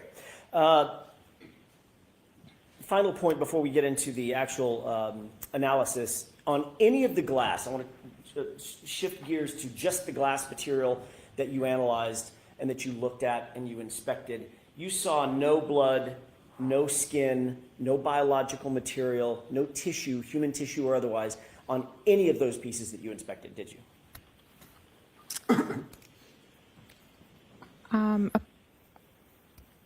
Upon examination of those items,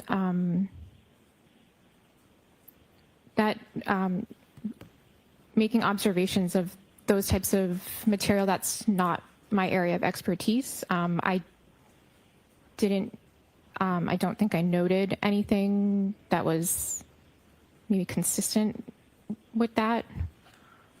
So in other words, even though you're not in the bio material expert section of the lab, you certainly would have noted if there was skin or biological material or obvious blood on glass pieces. You were looking at them in many cases through a stereo microscope, correct? Yes, I would have made note of observations of anything that I would have noted on the surface. Great, and you did not, because you didn't see anything that was suggestive of that, correct? I think I just made note, gonna have to check each item, but I think I did note that there was some dirt debris on some of the items. But not biological material. I did not note anything that would be maybe consistent with that. Great, thank you. I want to talk about the comparisons that you did. And you'll forgive me, I'm a visual learner. So I'd like to talk about it in 4 categories. Okay. Linear categories. Category 1, item 3-2. Category 2, item 3-3. Category 3, item 7-12. Category 4, item 7-14. 3-2, 3-3, 7-12, 7-14. Can we talk about it in those particulars? Sure. Okay. 3-2 was the cup, correct? That's correct. Okay. And I'm going to use the word cup rather than glass for obvious reasons. You could get confused by that. So when I say the cup, do you know what I'm talking about? Item 3-2. Great. 3-3 are the 5 items that were found on the bumper, claimed to have been found on the bumper by MSP or the crime. Okay? Yes. 5 items, A, B, C, D, and E, correct? Correct. Item 7-12 are 9 items, glass items, that were recovered at 34 Fairview by Trooper Buchanan in an evidence envelope, correct? So sustained as to who they were recovered from? Sure. Did you receive the items along with an evidence envelope? I need to double check if it was an envelope, but I received it packaged. Okay. And the packaging normally, under normal circumstances, the packaging comes with labels. It gives you reference about where things came from. For instance, when Mr. Lally asked you, were you aware or did you become aware that items were claimed to have been found on the bumper?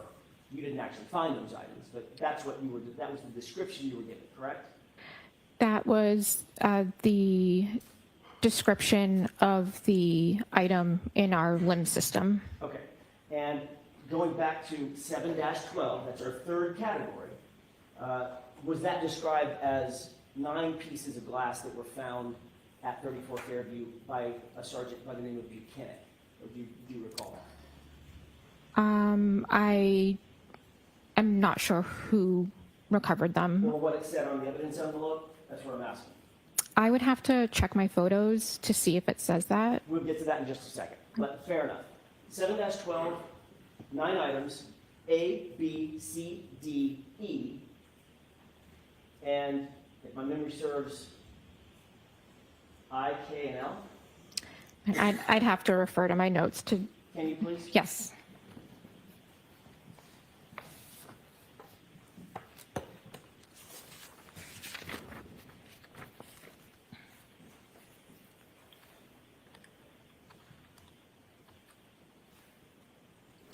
So the 9 pieces of glass from 7-12 were labeled A, B, C, D, E, F, I, K, and L.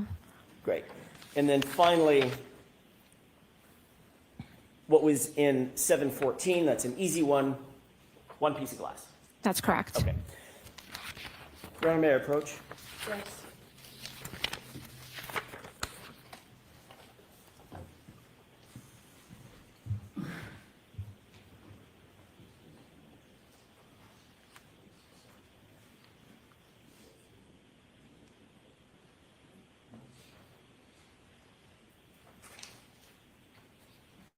If I could, Ms. Hanley, I'm going to hand you photographs. That should be 2 photographs of the exact same thing.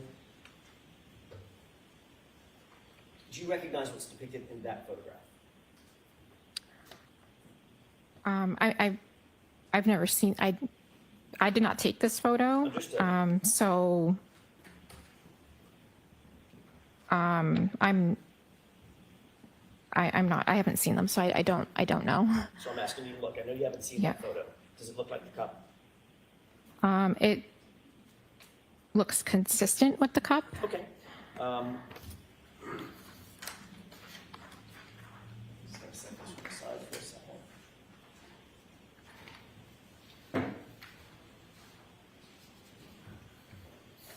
Take a look at the second photo. Do you recognize what's depicted in that photo?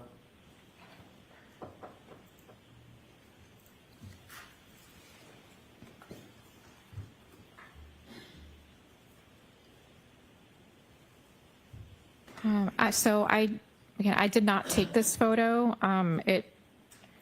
It appears to be a photo of a container that another analyst took a photo of item 7-12.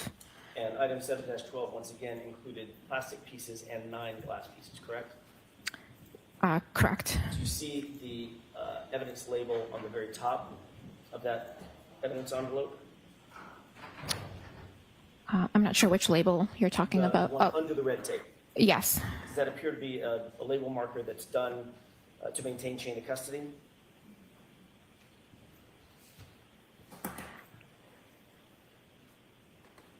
So I think that label.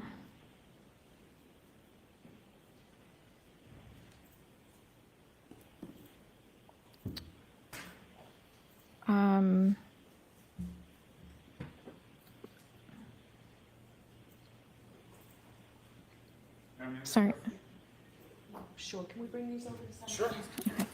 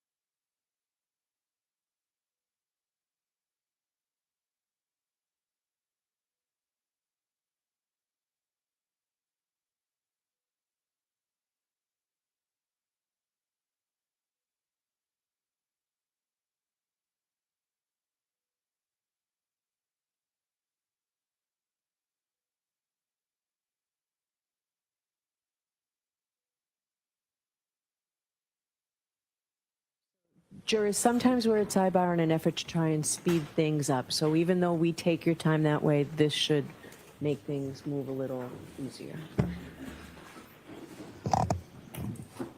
you can cut that, come back up here, Mr. Jackson. Thank you. Ms. Hanley, I was asking you previously, we'd already looked at what's been marked for identification as triple G. I was asking you about what has now been marked as triple H. If you'll just look at that, what I'm most interested in is, do you see a name, a trooper's name in the middle of that evidence bag? Yes, I do. Is that Buchanan? It looks like it says that, yeah. Okay, and just so we're clear, that bag is associated with 7-12 of your analysis. The item 7-12, correct? Yes, again, I didn't take this photo, but I have, yeah. I realize that. It says 7-12 Yeah. right on the photo. doesn't it? Yes, yeah. Okay, that's all I need. Taking a look at what's been marked as triple I for identification. Do you see a name associated with that evidence bag? Yes. What name is that?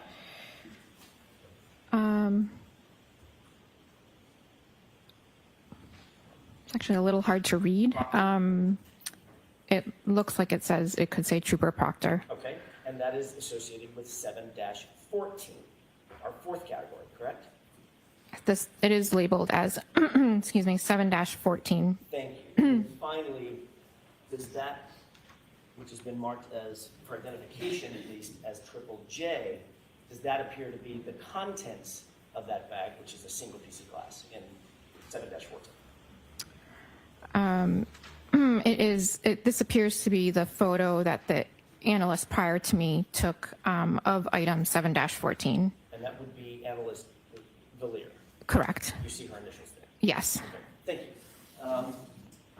So the four categories, just so we're clear and we can stop using so many numbers because they can get confusing. 3-2 is the cup, right? Yes. 3-3 is the bumper glass, correct? That is correct. 7-12 is the Buchanan glass, correct? You just looked at it, Yes. okay? 7-14 is the Proctor glass, the single piece, correct? Correct. So when I make reference to those items by those names, you'll know what I'm talking about. Yeah. Yes. Hesitant. No, I just, I'm just used to referring to them to the item numbers, but I will try to stay with you. My brain will melt if we continue that way. Can she do it both, Mr. Jackson? Sure. Any way that you wish. I have another document that I would like to approach with, if I could, with the court's permission. Okay. Thank you.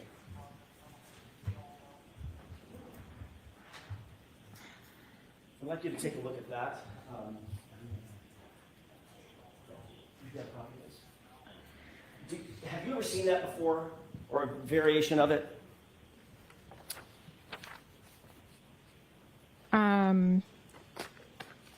Yes. Okay.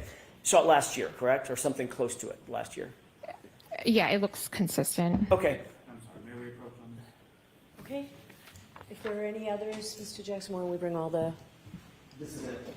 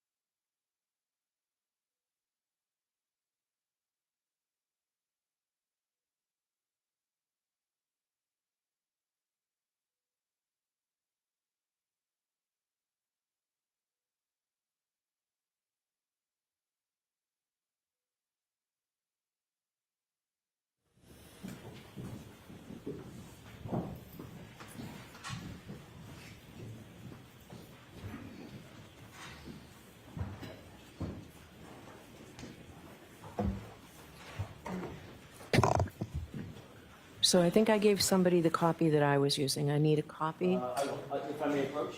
Yes. Thank you. All right, so let's mark this first for identification. Happy to.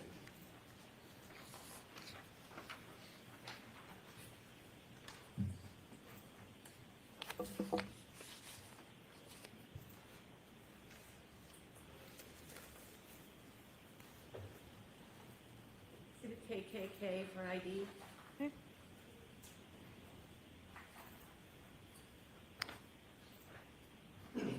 Ms. Hanley, if I could ask you very briefly, I want to go through this chalk with you for a moment. Do you recognize something on the left, looking at the first category? Do you see 3-2? Yes, How is that described? it's described as a cup. Okay, and you see that there's a photographic representation of the cup just above it, correct? It looks consistent with, Okay. Moving to the second category. What category is that?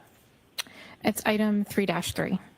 And 3-3, first of all, there's a photograph above it. Do you see that? Yes, It appears to be of a bumper, correct? yes, You didn't take that picture. I did not. Okay, let's look down beneath it. You indicated that there were 5 items in 3-3, A, B, C, D, and E, correct? Correct. Do you see A, B, C, D, and E represented in that category on this chalk? I do see A, B, C, D, E You see it on the page? categorized, yes. Great. Under A, you previously testified that the bumper glass sub A in 3-3 did not match the cup, correct? That's correct. Did not match anything in 7-12?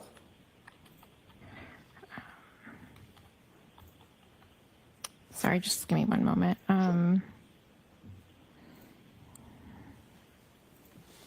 That's correct. And did not match anything in 7-14? That's correct. And you see those represented by sort of the international symbol for negative, correct? A circle with a line through it. Correct? Yes. Okay. Under subcategory B, glass B, or item 3-3B, did not match the cup, did not match 7-12, did not match 7-14. That's Is correct. that accurately represented on the chart? Yes. Finally, with regard to E as an echo in that same item, 3-3, you see that there is a green indication that glass recovered by Proctor does match, or did match in your analysis, or was consistent with the item in 7-14, correct? It was consistent microscopically and instrumentally Does that with, accurately reflect that finding on this chalk? yes. Okay, now turning to category 3. There were 9 pieces of glass that you looked at, correct? Correct. A through F, I, K, and L. Is that right? If I could just reference my report to make sure. Of course.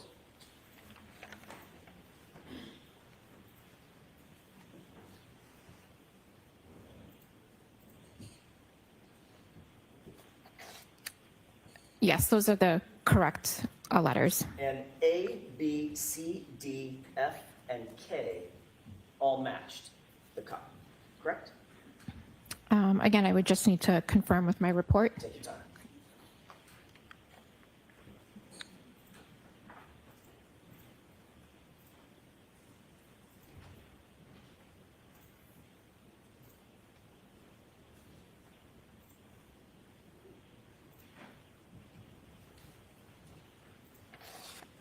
Yes, so A, B, C, D, F, and K All matched the cup. had a physical match to 3-2, the cup. Is that accurately represented on this chart?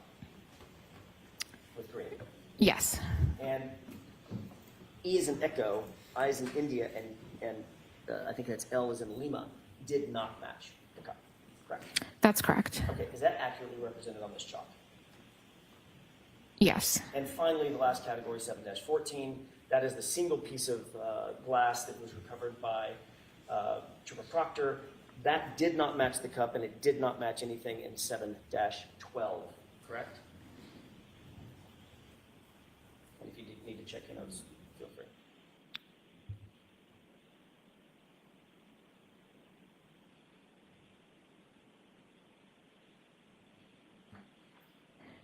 Yes, that's correct. Is that accurately represented on the chart? Yes. Your Honor, I would move for the admission with the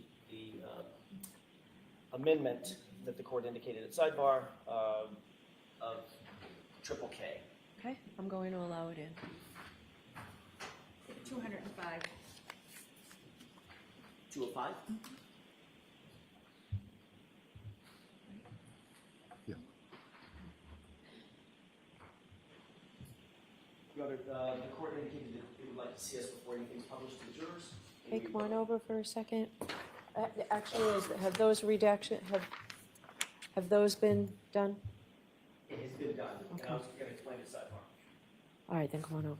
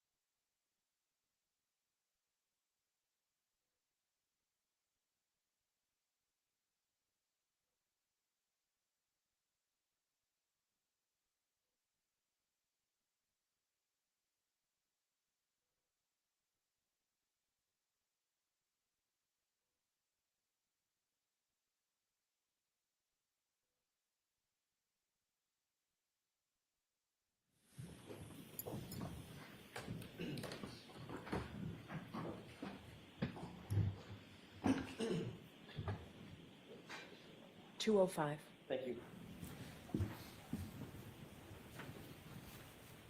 Request permission to publish. Yes.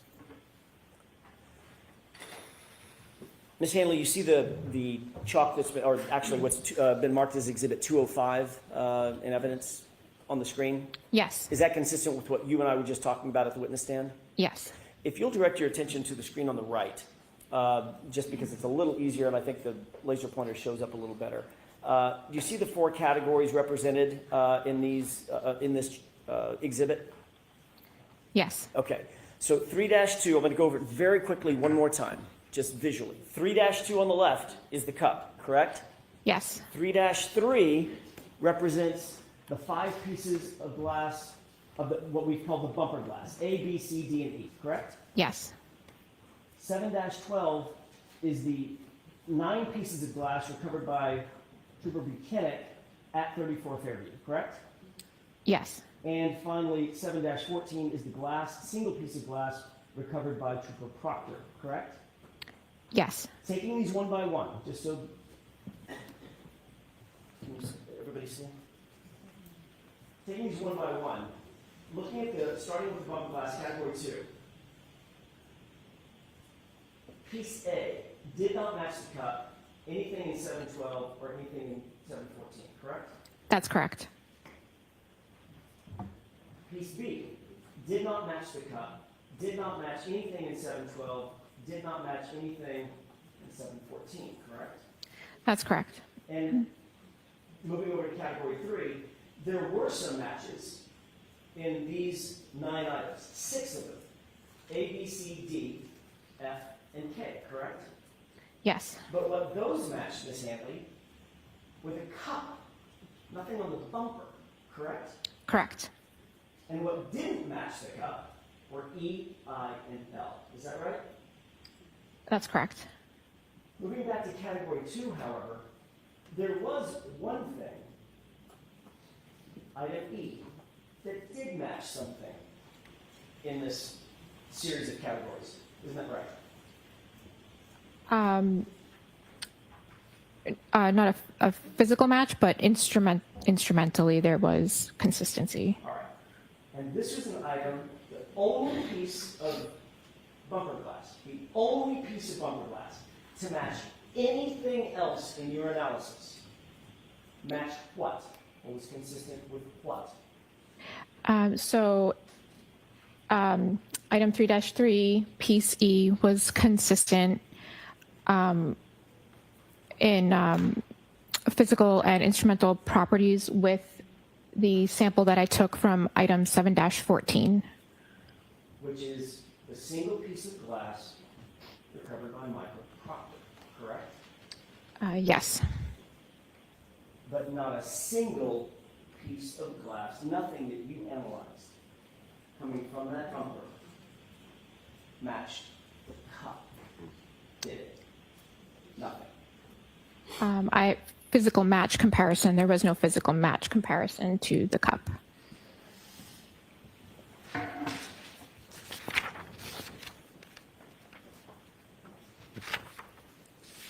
we done with this, Mr. Jackson? We can take this down, Your Honor.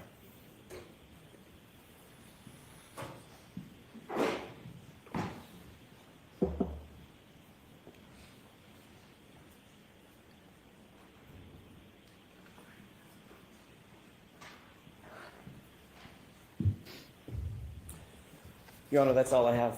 Okay. Thank you. Mr. Lally?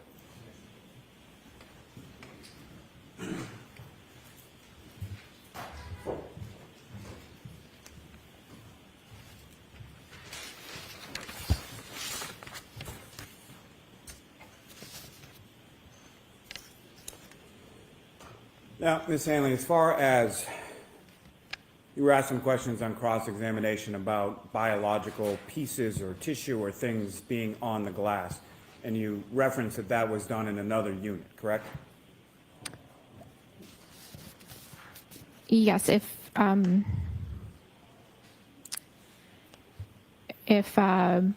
that type of examination was needed, that would be done in a different unit. Objection, Your Honor. I'm going to allow that, but next question. Which unit would that be conducted in? Objection. So the objection sustained. You need more, Mr. Lally, before you move on. Now, as far as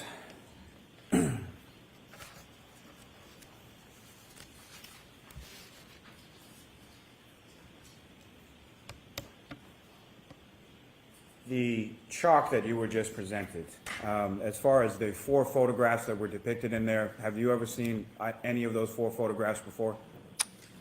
No. Do you know specifically who or where any of the items 3-2, 3-2, 3-3, 7-12, or 7-4 were physically recovered from? I just have the description that's put in the LIMS system when it's submitted to the lab. And do you know that 3-2, the drinking glass, was recovered by the Canton Police Department on January 29th, 2022? Objection. Sustained. Do you know that item 3-3, the bumper glass, was recovered by Ms. Maureen Hartnett from your lab on February 1st, 2022? Sustained. Do you know that each of the 4 items were recovered by different people on different dates at different locations? May we approach? Yes.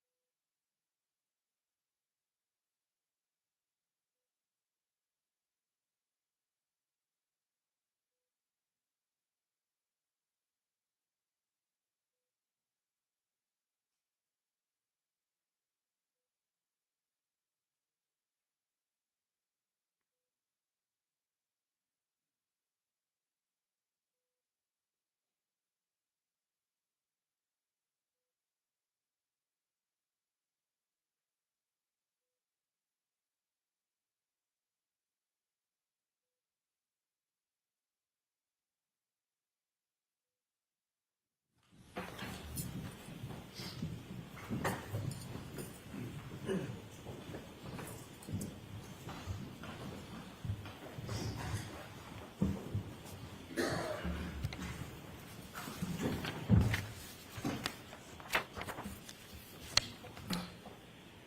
Ms. Hanley, from your conclusions that you testified about before, you found that the item 3-2, the drinking glass, was consistent with 6 different pieces from item 7-12 that were found in the roadway outside of 34 Fairview Road, correct?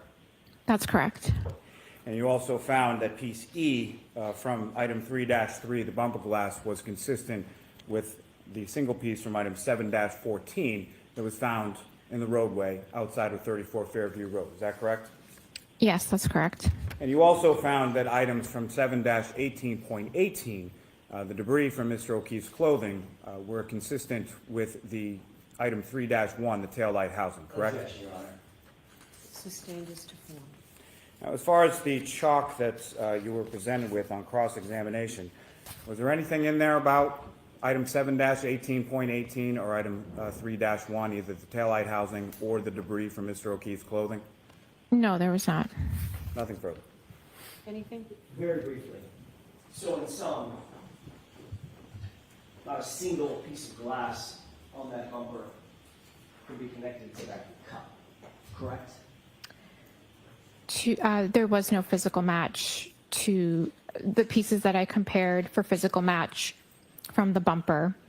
There was no physical match to the glass cup 3-2. Thank you. So another way of saying that is not a single piece of glass that you analyzed on that bumper matched that cup, correct? Sustained. But the one piece of glass that did match something came from the same source, or was consistent with coming from the same source as the single piece of glass recovered on the possession of or bagged by Trooper Michael Proctor, correct? It was consistent with item 7-14. That's all. All right, Ms. Hanley, you are all set. I'm going to see counsel for a minute. Jurors, feel free to stand up and stretch.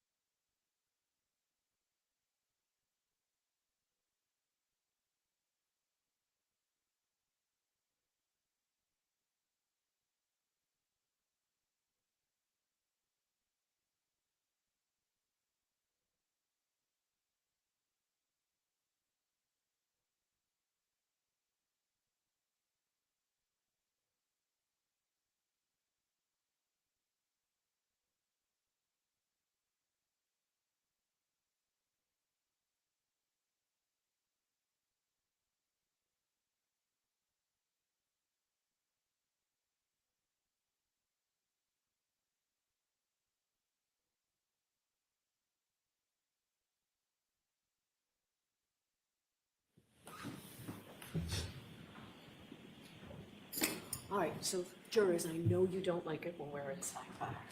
We don't like it when we're at sidebar, but I can tell you that after speaking to the lawyers now, we're ahead of schedule.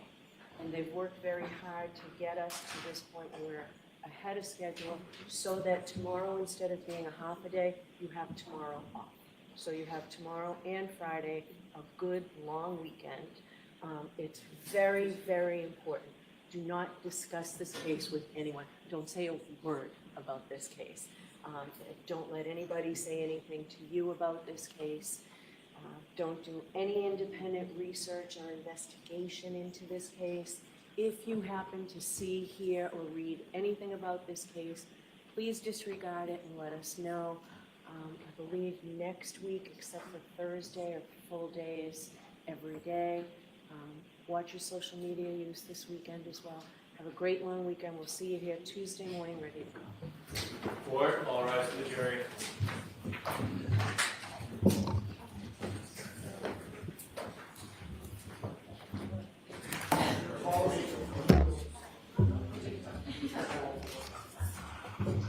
Goodbye.